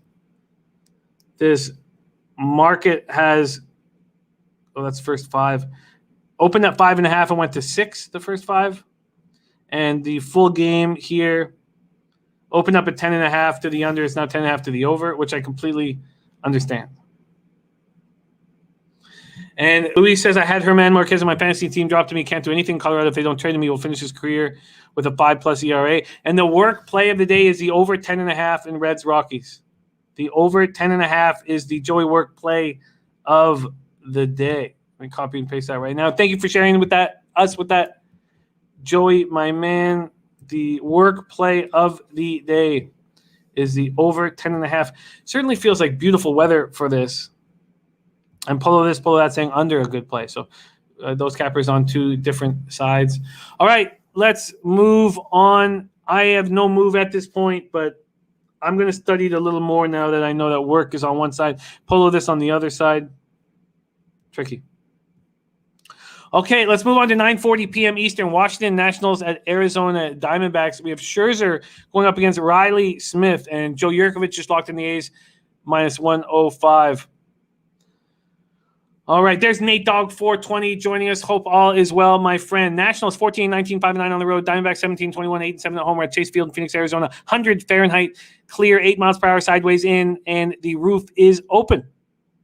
Scherzer 2-2, 2.33 ERA, 0.78 WHIP, 46 in the third, 61 Ks, 7 walks, 8 home runs allowed, 8 home runs, but 61-7, a really nice K walk ratio. Last start, he went 7 in the third, allowed just 2 hits, 1 earned run, 1 home run, 1 walk, and 14 Ks in the 4-3 extra inning loss at the Yankees. Riley Smith 1-2, 4.85 ERA, 1.50 WHIP, 26 innings, 12 Ks, 9 walks, 2 home runs. In his last start, he went 4 innings, allowed 4 hits, 2 earned runs, 0 home runs, 1 walk, 1 K, and a 4-2 loss at the Mets. Nats versus righties, 238, 670 OPS. Diamondbacks versus righties, 234, 700 OPS. Nats bullpen, 3.64 ERA, 1.24 WHIP. Diamondbacks bullpen's been bad, 5.10 ERA, 1.50 WHIP. Nate Dogg's on Washington money line. And David Sharp said, and Glenn Alleyman leaning towards the under here. All right, well, let's go to baseball data and see what happens. Against Scherzer, they're hitting 188 with a 593 OPS. Wow. And the Nats have never seen Riley Smith. Glenn Alleyman giving a final score of Nationals 5, Diamondbacks 2. Washington opens up as a -190 favorite. They're now -183 favorite. 7-cent move towards the Diamondbacks. Diamondbacks are hitting hard right now, and I can't trust the Nats bats. If I can't trust the Nats bats, then I can't take a big favorite line. But I expect Scherzer to look good. I expect Scherzer to look good. But it should be a quiet evening of offense from the Nationals. So if you expect Scherzer to shut down the Diamondbacks, I can't trust the Diamondbacks bullpen. So that would take us to a first 5 total. And it's going to be hot, and the ball's going to be flying. And it's at 4.5, which is just too low for me.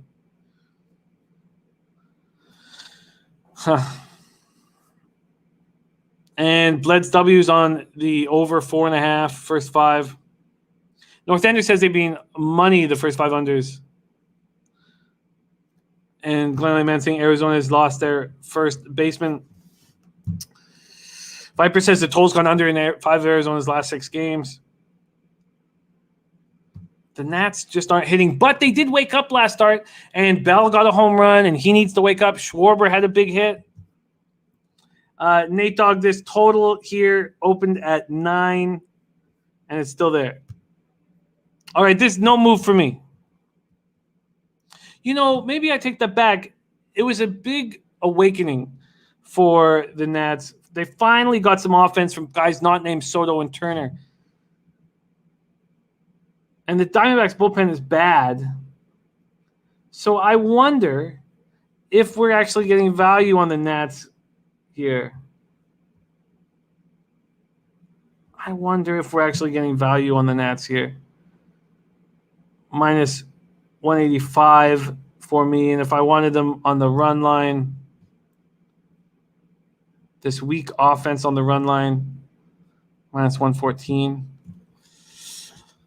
Yeah, I think that really helps. If Josh Bell can start protecting Soto, if Schwarber can protect Soto, if either of these guys can protect Soto, they're going to be a much tougher team to face. Maybe they're going to like the Heat. Okay, I'm leaning towards a minus 1.5 on the Nats. I wonder what if I instead just no, because I want to go up against the Diamondbacks bullpen. Okay. Let's move on to 10:10 p.m. Cleveland Indians at Seattle Mariners. So I'm going up against this market move, which makes me extremely uncomfortable. Wow, huge move towards the Mariners and Flexen. I do not trust Flexen. I like what Savali's been doing, and I'm really uncomfortable with this market move, and I've doubled up here too. Yuck. 21-14, 11-7 are the Indians. Seattle Mariners 18-20, 9-9 at home. T-Mobile Park, Seattle, Washington, 69 Fahrenheit, clear 7 miles per hour. And Savali's 5-0 with a 2.91 ERA, 1.04 WHIP, 46 in the third, 33 Ks, 14 walks, 5 home runs. In his last start, he went 7 innings, allowed 5 hits, 1 earned run, 0 homers, 2 walks, 5 Ks, 9-2 win at home. Versus the Reds hit righties hard, and Savali's a good pitcher. Why is the market moving towards the Mariners? Chris Flexen, 3-1, 3.78 ERA, 1.41 WHIP, 33 in the third, 23 Ks, 7 walks, 3 home runs. In his last start, 6 in the third, 10 hits, 4 earned runs, 1 home run, 1 walk, 2 Ks in a 5-4 win at Texas. Indians versus righties 223, 700 OPS. Mariners versus righties 214, 661 OPS. Indians bullpen 2.59 ERA, very good. Mariners bullpen 3.52 ERA. Both have similar whips. Indians minus 1.16. Mariners are 1.14. Indians have converted 12 of 14 save opportunities. Looks like they have the best bullpen in the league at this point. And the Mariners have converted 10 of 18 opportunities. And there is Acacia Courtney. God damn. All right, so let's go to baseball data here. Only 2 batters have seen Flexen, and they both hit him hard. Bauer's 1 for 2 with a double. Hernandez 3 for 6 with singles, but they're 4 for 7 against them. And the Mariners have never seen Savali. What the hell is going on? What the hell is going on? Why is money coming in on the Mariners? Why? Fucking why? Well, I double dipped on the Indians first 5 in full game, and I'm pretty uncomfortable. Luis liking the under 7.5. Sorry, let's move back to money lines and totals. Okay, we're almost done this card here, and that the over was initially juiced, and now the under is juiced. Okay, Alex Van Hooser, my man, I will do just that. So. I didn't take either on the run line. I thought I was going to have to when I was imagining what I thought it was going to be like a minus 135, and then I was going to have to, and I didn't have to, and I probably should have waited. All right, we move on to 10:10 p.m. Eastern. We have 2 games left on this card. First up, Miami Marlins 17-29, 11 on the road, and Joe Yerfer says big regression in advanced stats on Savali. Yeah, I mean the Mariners are hitting 214, 661 OPS against righties, and it's a pitcher's ballpark. Okay, Marlins, Dodger Stadium, Los Angeles, California, 64 Fahrenheit, clear 8 miles per hour, out to right center. We have a nice pitching matchup. Sandy Alcantara going up against Clayton Kershaw. Alcantara 1-2, 2.72 ERA, 1.01 WHIP, 49 2/3, 48 Ks, 14 walks, 5 home runs. In his last start, he went 7 innings, 5 hits, 1 earned run, 1 home run, 2 walks, 6 Ks, and a 2-1 loss at home to the Brewers. Clayton Kershaw 5-3, 2.62 ERA, 0.99 WHIP, 44 2/3, 46 Ks, 8 walks, 3 home runs. In his last start, he went 5 innings, allowed 2 hits, 0 earned runs, 0 homers, 1 walk, 5 Ks, and a 14-11 win at the Angels. Marlins are hitting just 238 with a 706 OPS versus lefties. Dodgers are hitting righties hard, 255, 794 OPS. Dodgers bullpen is looking poor, 3.97 ERA, 1.47 WHIP, have converted just 11 of 23 save opportunities. And the Marlins bullpen, 3.27 ERA, 1.08 WHIP, they've converted 6 of 15 save opportunities. Okay. Let's go to baseball data. Against Alcantara, 417 with a 1.295 OPS. Man, they smashed him. And against Kershaw, 0.127 average, 370 OPS. They're 8 for 63 with 2 extra base hits, double and a homer. They do, Joey. You're absolutely right. That's what you're supposed to do in MLB, right? Predict when someone's been lucky and will regress. All right, let's look at this market. Alcantara and the Dodgers taking huge amounts of money. Kershaw and the Dodgers taking huge amounts of money. Minus 196 opener, now minus 221. So 25-cent move at Pinnacle. And this total's dropped from 7 to 6.5. DC, what's happening? Yeah, we're looking at Pimlico too. Don't know if anyone's making moves on race 3 here at the old Hilltop. Matt says if Kershaw can go at least 7, the game will go under. Yeah, but Glenn Man says, I know you don't like these games, but lean Marlins plus 1.5. I just, you know me, I just don't like turning dogs into favorites. But okay, there's going to be no move for me in this spot, but yeah, just no move for me. 64 Fahrenheit, clear 8 miles per hour to right center. I guess if I had a Matt S, it looks like we'll talk about that Warriors game, but there's a good chance none of those 3 guys play. None of their 3 stars play. Toll's gone over in 5 LA's last 5 games. I'm playing Miami.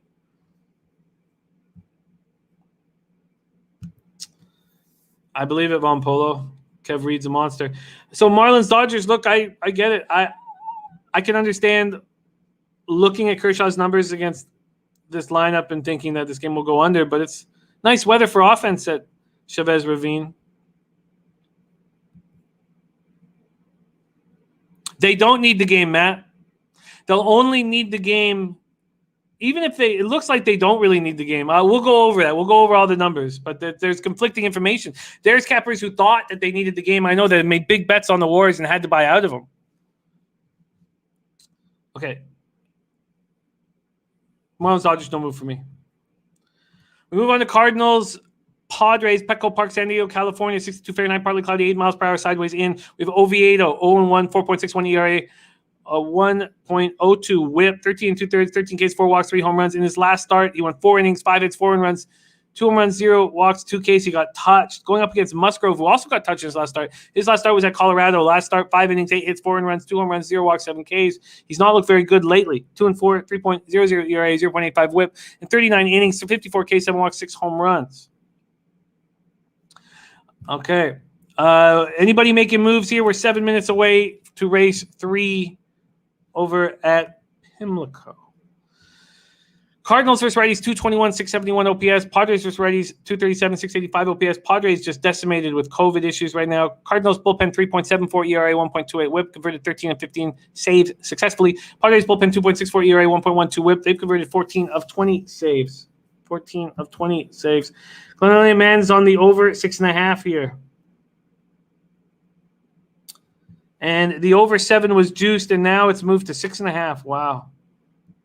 Yeah, because I get it. They think, well, let's go to baseball data, but the idea is that Musgrove's going to have a good start, and Oviedo will have an easy time against this much, much weaker Padre lineup. Against Musgrove, they're hitting 283 with an 848 OPS, and only Carantini's seen Oviedo.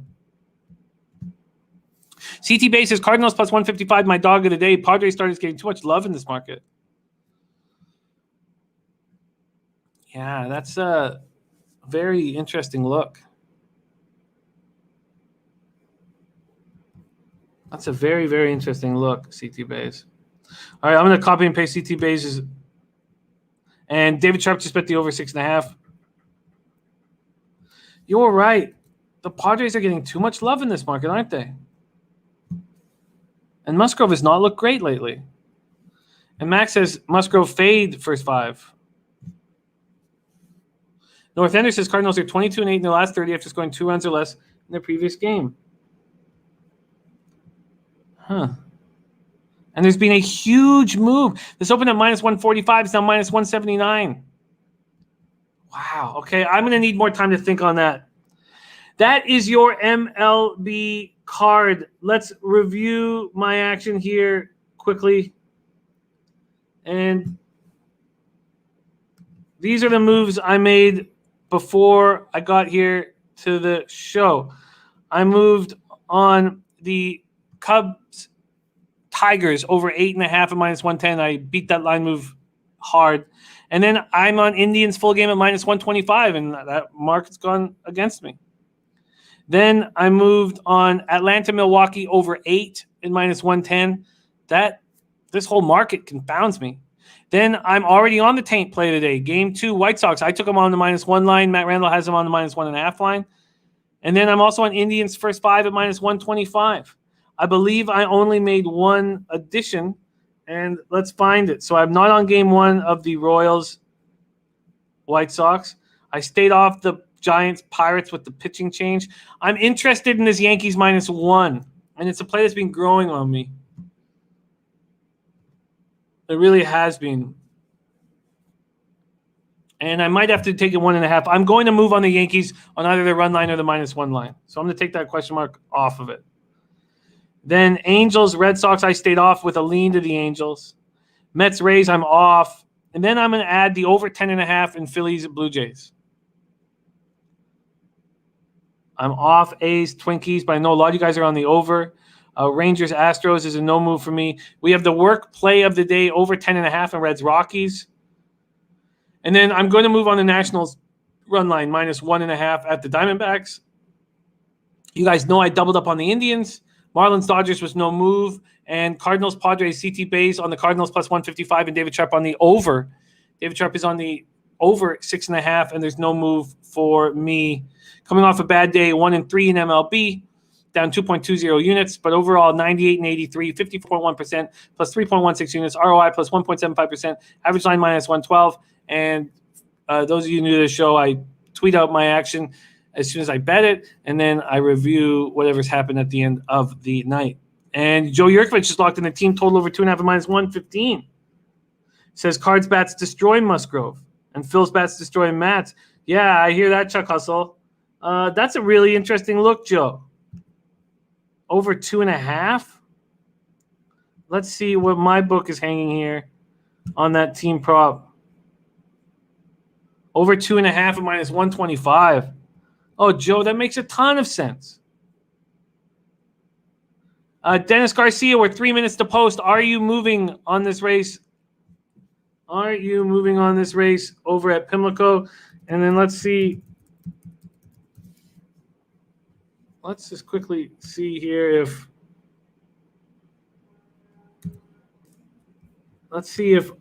our gas station sushi is doing anything here on Pimlico. Let me know if gas or if Dennis comes in, and I'll see if gas is moving on this race here. Race 3 at Pimlico. Okay, nothing from gas at this point. All right. Okay. And he's also on the Mets over 2.5. I like that Cardinals over. I really do. Frankie Tubbs going 4.57 win place at Pimlico race 3. 4.57. Wow. So staying off the favorite and going with 2 big scores. The 4 is at 20-1. The 5 is at 14-1. Very exciting, Frankie. Go get it, Frankie Tubbs. I like that Cardinals look, and I'm going to move on it. Great call from it correlates with CT Bays. Loving the Cardinals. Over team total Cardinals. I'm not going to get the -115, but I like that look. Over 2.5. All right, I love that look. Okay, let's move on to NBA, and it's tricky. There's a lot of moving parts, and I've only made one move, and it is the most interesting spot, I think, on the card, that being the Warriors game. So Steph Curry, Draymond Green, Andrew Wiggins could all be rested. They'll know if this game's going to be any factor. If the Grizzlies win, there's no reason to play them. The Grizzlies have to lose. And so it looks like there'll be the Sunday game between Golden State and the Grizzlies will hold everything. They both have 37 and 33 records. And Memphis has the tiebreaker. So that's the situation going on in Golden State. And we'll go over it again. But the situation in Golden State is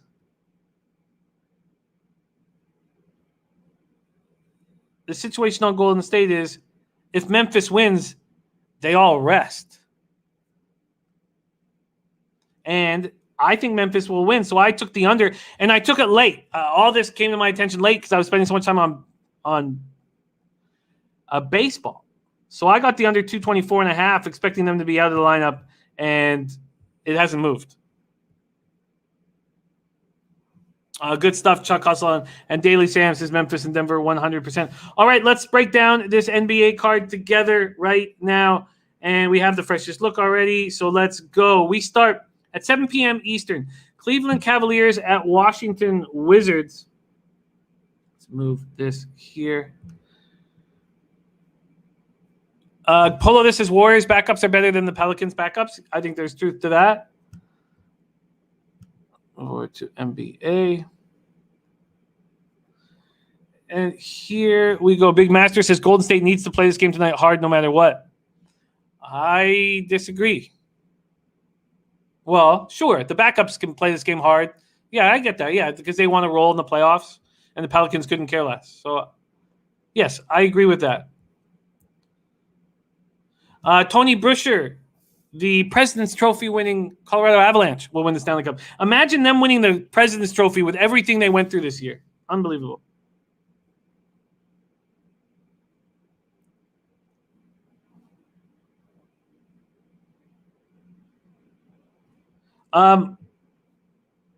No, if Memphis wins, oh, you're right. If Memphis wins and they win, then they still have to. Oh, you're right.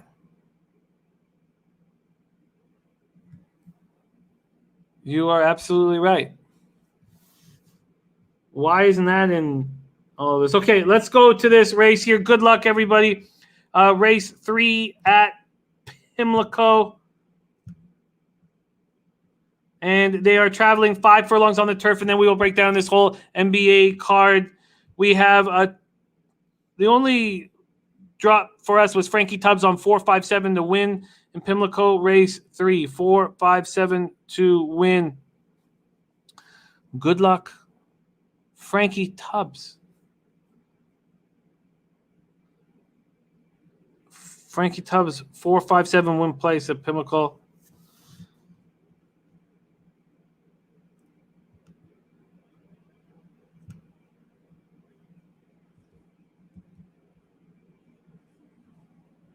Yeah, that's a very good point. Why would that? I've got to. Okay, good point. Yes, Frankie Tubbs, all day tomorrow, all day, all night. We start at 10:15 in the morning, and we will be capping the entire Preakness card. We're going to be doing NBA right now. Those of you rolling with us, there's only one game in NHL, and it's both starters are in. So you're going to get Hellebuck going up against Campbell, but I'm not sure who else is going to be in.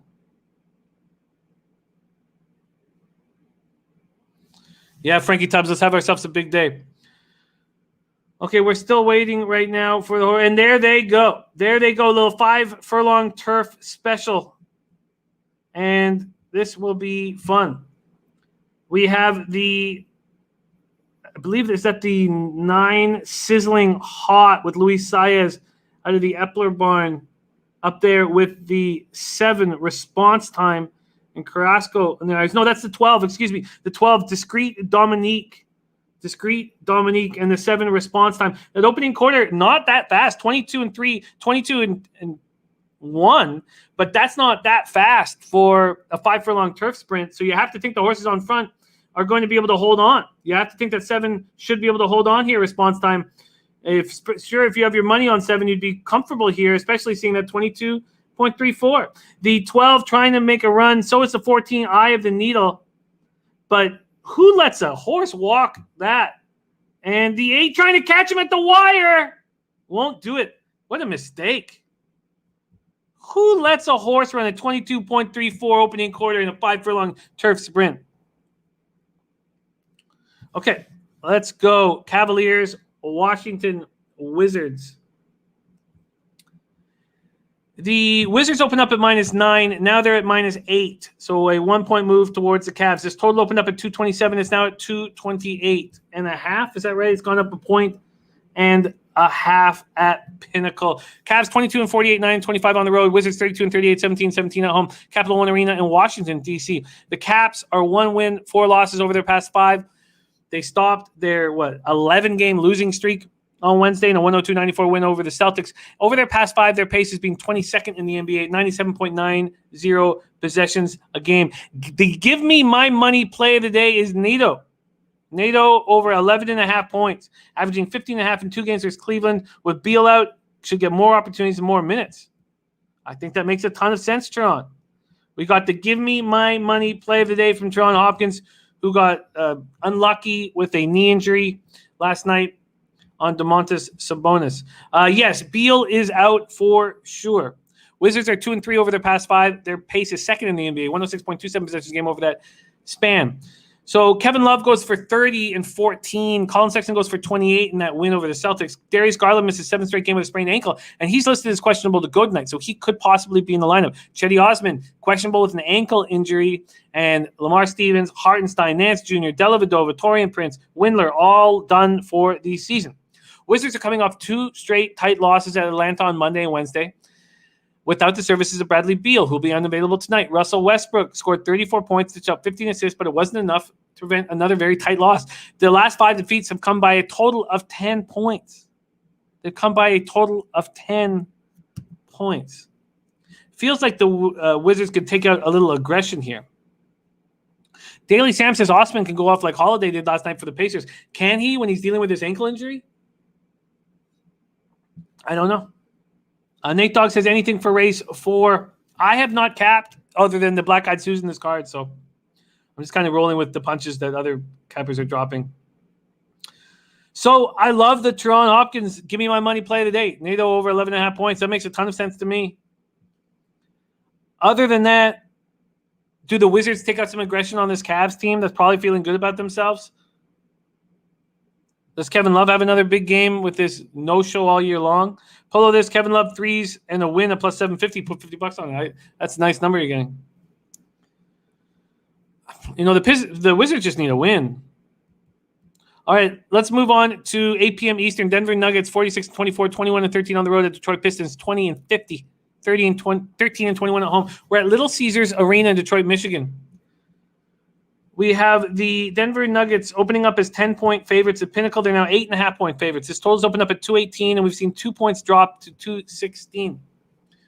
Nuggets pace last 5, 14th in the association at 100.30 possessions a game. They've gone 3-2 over that span. The Pistons pace last 5 is 20th in the NBA, 98.20 possessions a game, and they've gone 1-4 over their past 5. Nuggets are on the second half of a back-to-back after winning their second straight game last night, 114-103 at Minnesota. Jokic went for 31, and Ski Profit says Mavs again, and Baisley points, rebounds, assists over 25.5. Those both sound very good from our Ski Profit, the legend in the house. Mavs first half again, and Baisley. That Mavs game is coming up here in a little bit. They're playing a very weak Raptor squad that's resting everybody and extremely aggravating all of the fans up here in the north. Okay. JaVale McGee started with Jokic. Went for 12 and 13. He started because Michael Porter Jr. was resting. And Mike Malone liked it. So did Jokic. They can go big. And our Gerald Jones at River Sports Sportsbook right now, 3-team smash and grab, 3-team parlay, Philly, Washington, Denver, all first half. All right, so Monte Morris was held out for injury management. He made his return on Tuesday after missing 12 games with right hamstring injury. He's not on the injury report. And Malone said Barton and Dozier are not going to return before the end of the year and will not be playing tonight. Jerry Beatty says, are the Mavs playing for anything? I'll jump into that very soon here. Pistons coming off their third straight loss, 119-100 at home versus the Timberwolves. Sadiq Bey goes for 21 points. Saban Lee adds 20. They lost for the 10 times in 12 games. They turned the ball over 28 times. 28 times. After the game, Sadiq Bey said, you can't win a basketball game when you turn the ball over 28 times. Yeah, really? And he also said that a penis goes into a vagina. A lot of simple thoughts from Sadiq Bey. He's a rookie. He says simple things. Hamidou Diallo, COVID-19 protocols listed as questionable for Friday's game against Denver. He had been out. Now he's listed as questionable. Could be back in action. Frank Jackson, Grant Ellington, Joseph Magruder, Plumlee, Stewart, Dennis Smith Jr. all remain out. And Isaiah Stewart is out for personal reasons. So I don't know the situation. All the other guys are definitely out. But Isaiah Stewart would help them.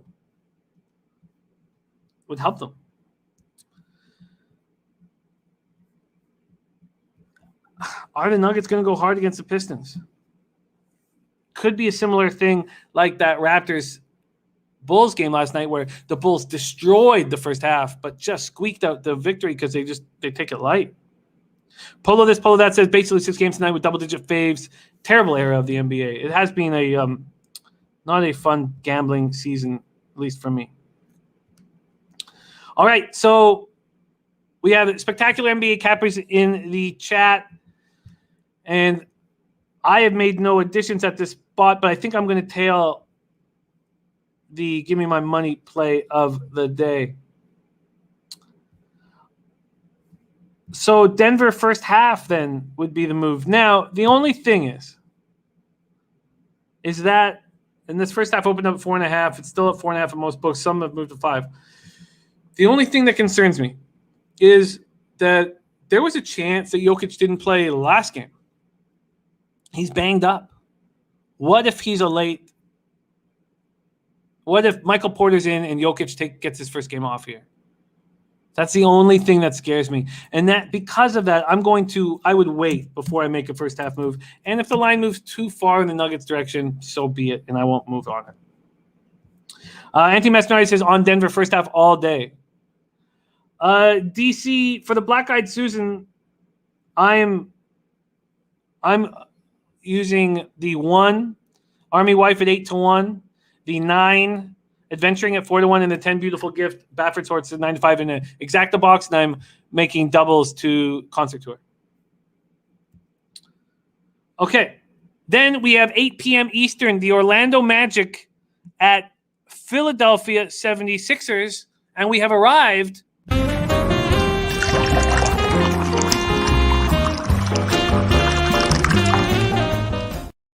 at the Dutch Boy freshest look. Ben Martin going 3 to win place at Churchill Race 1. Go get it, Benny. Go get it, my man.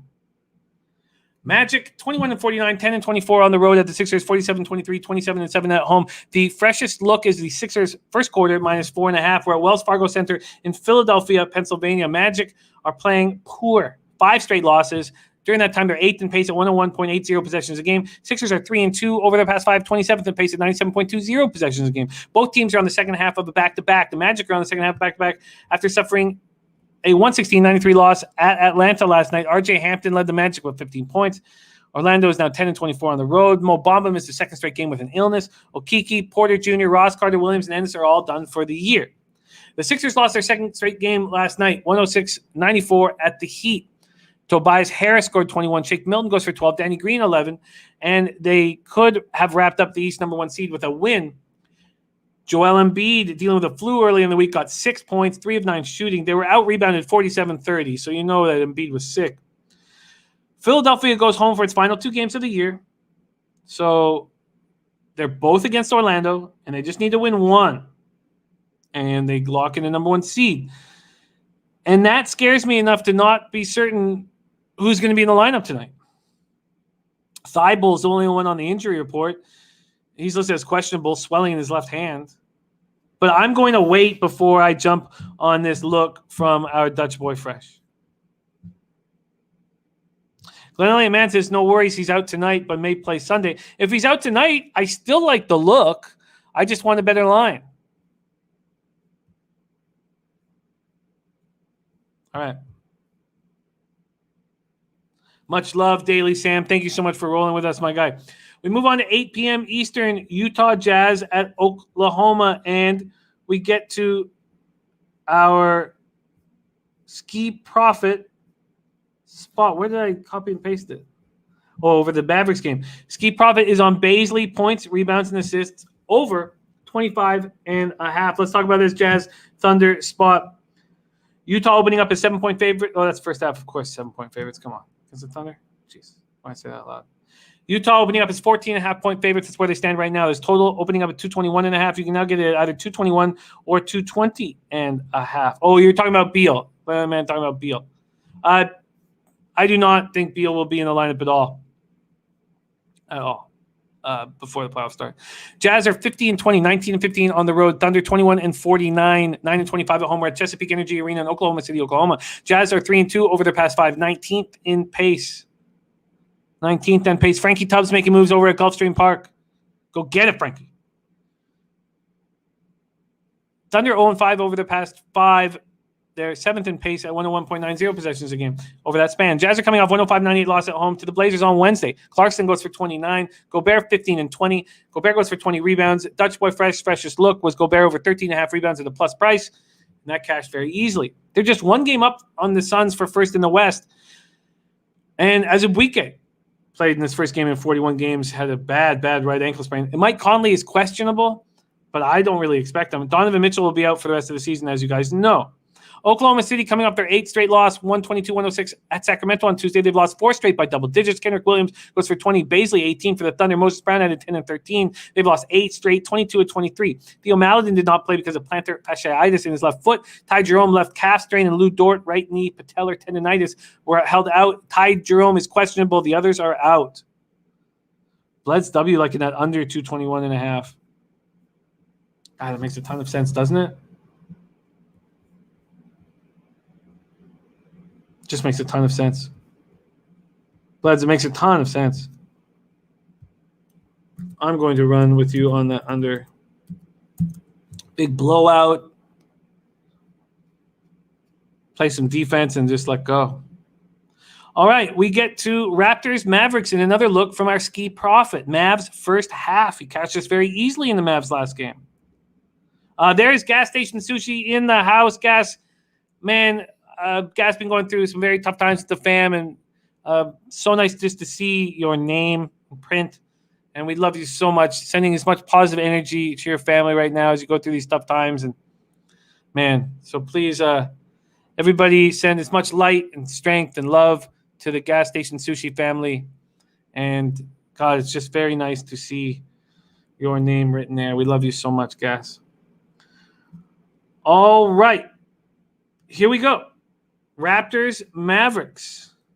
Raptors 27-43, 11-24 on the road. Mavericks 41-29, 20-15 at home. American Airlines Arena or Center, in Dallas, Texas. Raps are 0-5 over their past. Oh, they're just garbage. Lost 5 straight. 21st in pace, 98.06 possessions a game. Mavs 4-1, 18th in pace at 98.50 possessions a game. All right. Raptors on the second half of back-to-back after losing their 5th straight, 114-102 at the Bulls last night. They used 8 players. And now Watanabe has a right ankle injury and left the game. So they're playing without their top 6 scorers, Siakam, Van Fleet, Lowry, Anunoby, Trent, and Boucher. But does one of them come in because they don't have enough players? Mavericks coming off 125-107 win at home over the Pelicans on Wednesday. Doncic goes for 33. That was another look from our Dutch boy Fresh. Kristaps Porzingis had 19. And they should be getting one of the top 6 spots, and they're really trying to get it. Tim Hardaway said, we're all paying attention to it. We definitely knew we had to get back on track and get this win. And J.J. Redick is still hurt.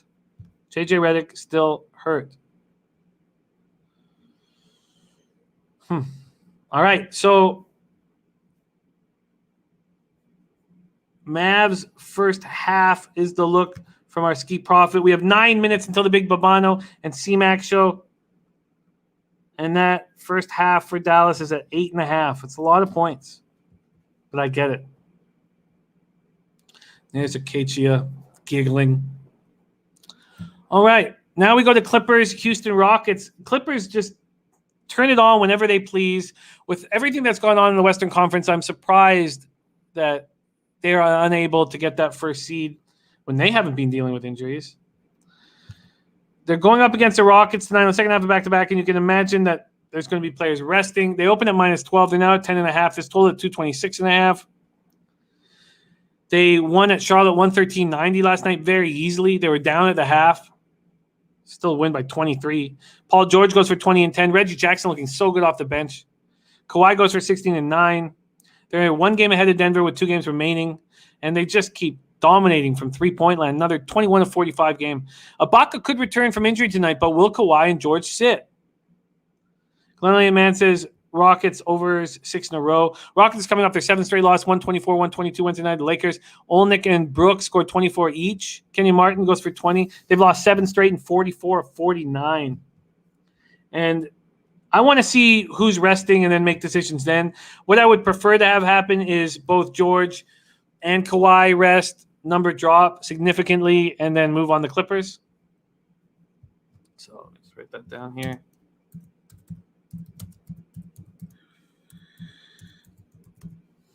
Then move. Okay, and then here, the ridiculous situation for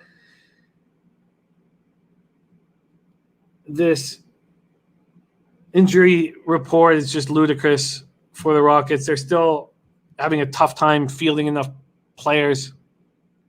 All right, next up we have Kings and Grizzlies at FedEx Forum in Tennessee. And it's another spot where the Grizz want to secure their position ahead of the Warriors.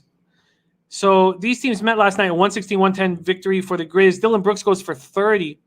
They weren't really playing hard until the end of the game when they comfortably took over. JV goes for 24 and 13. Kyle Anderson goes 5 of 6, 5 of 6 from the field, hits 3 threes, and hits 14 points. John Morant goes for 12, 7, and 8.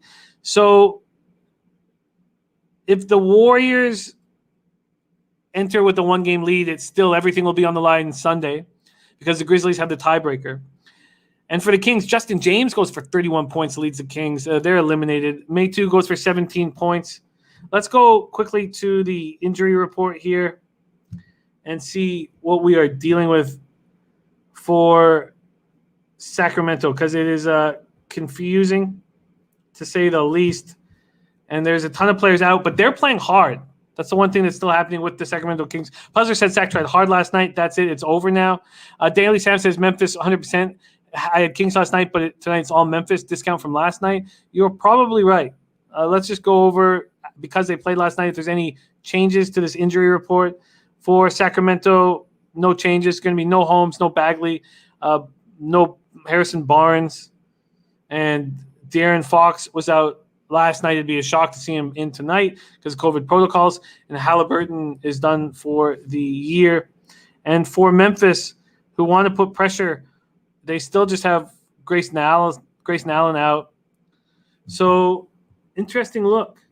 Let's just see what we are dealing with here on Memphis. 6-point favorites. Feels like they take care of business here. Feels like the Kings expended a lot of energy last night, doesn't it? Is this a first? I know the Kings have been so bad in first halves, but is this a first half full game double up? We definitely move on the Grizz here. I agree completely. I just got to decide whether I'm going to double up, and that might take a minute. Then we have the Pelicans Warriors, and Steve Kerr said that these guys are banged up. They're not practicing. Steph Curry, Draymond Green, and Andrew Wiggins, and they're listed as questionable. So, but Big Master is right. They need to win here because if they lose and the Grizz have the tiebreaker and then the Grizz are a game up, so I guess that's it. So I guess I take that back. So if the Sacramento Kings somehow beat the Warriors, then everybody sits. And that's what was happening. So it's not the other way around. I had it confusing. If the Kings somehow beat the Grizzlies, everybody sits.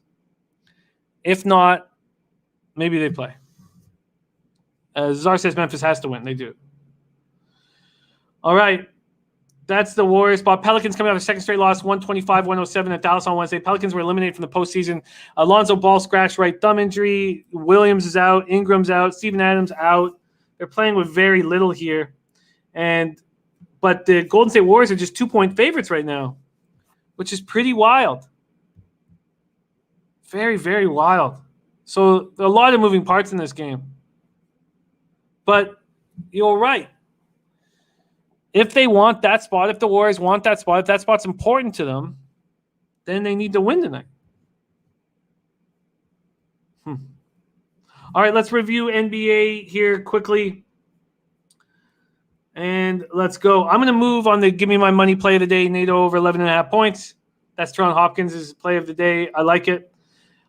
The Nuggets first half I get, but I need to see and make sure if Jokic is in. And then the freshest look, Sixers first quarter -4.5. I like it, but I just need to know about Embiid. There's so many moving parts. Under 221.5 in Jazz Thunder. I like that spot. I know pace is being high for both teams, but. And then Ski Profits on the Mavs first half again. That makes a ton of sense to me. And he's also on that Baisley points, rebounds, and assists. I like that look too. I'm going to go over all that info. And then this Clippers Rockets, I would like the stars of the Clippers to be announced out and then move on to Clippers. God, look at all these moving parts. And then the Grizzlies double up makes a ton of sense. So I'm going to move on to Grizzlies double up first half full game. Then we got to figure out what to do with this Warriors Pelicans spot. I'm already on the under 224.5. Then we move over to NHL. We have one game on the docket, and the only thing we know really about this game is that the star goalies will be in. We don't know who's resting, but you have to think that top players rest here. And if that's the case, then with the top goalies in, you have to think the under 6 is in play, but this is already moved to 5.5. And it was at 6 as of an hour ago. So I can't take it now. I should have bet it. It was already my plan, but I just too caught up in bullshit. It's fucking annoying. So Johnny K says Jets and under. The Jets makes a ton of sense, but I do want to see who's in the lineup, who's out of the lineup. There you have it. That is our show for today. Tomorrow, Preakness all day, starting at 10:15 a.m. Preakness all day. Let's lose our minds. Let's have some shabam bams. Let's have some huge scores. Let's rock. Let's fucking have a huge day. Black Eyed Susan.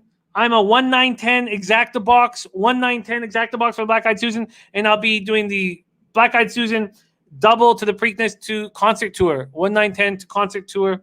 That is my action. Much love to you guys. You put so much energy in the show, and it's all because of you that this show's special. So thank you for everything you do. Now, why don't you guys fire over to our guys, Babano and C-Mac, for MLB Best Bets, but they're going through the whole MLB card as they do. So jump over there. The big race today's at 5:45 p.m. Eastern. That's my 1-9-10 exacta box and 1-9-10 to concert tour. And then tomorrow, the big race is at, well, I don't have that in front of me. Shit, I don't have that in front of me. 6 or 7. Fuck. It's after 6. I'm sorry I don't have that in front of me. And we got to go. I love you guys so much. Let's have a big day. We're coming off a bad day. Still having a good week, but a bad day. Let's get paid in full today. And please join us for the Preakness tomorrow. Leche, Halos Bookmakers!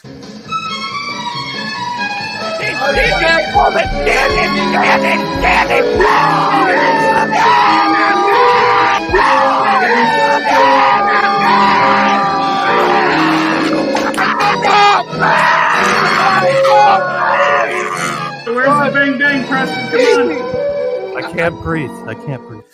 Pub Sports Radio. Come find us in Southtown 101. Subscribe on YouTube and all platforms where podcasts are found.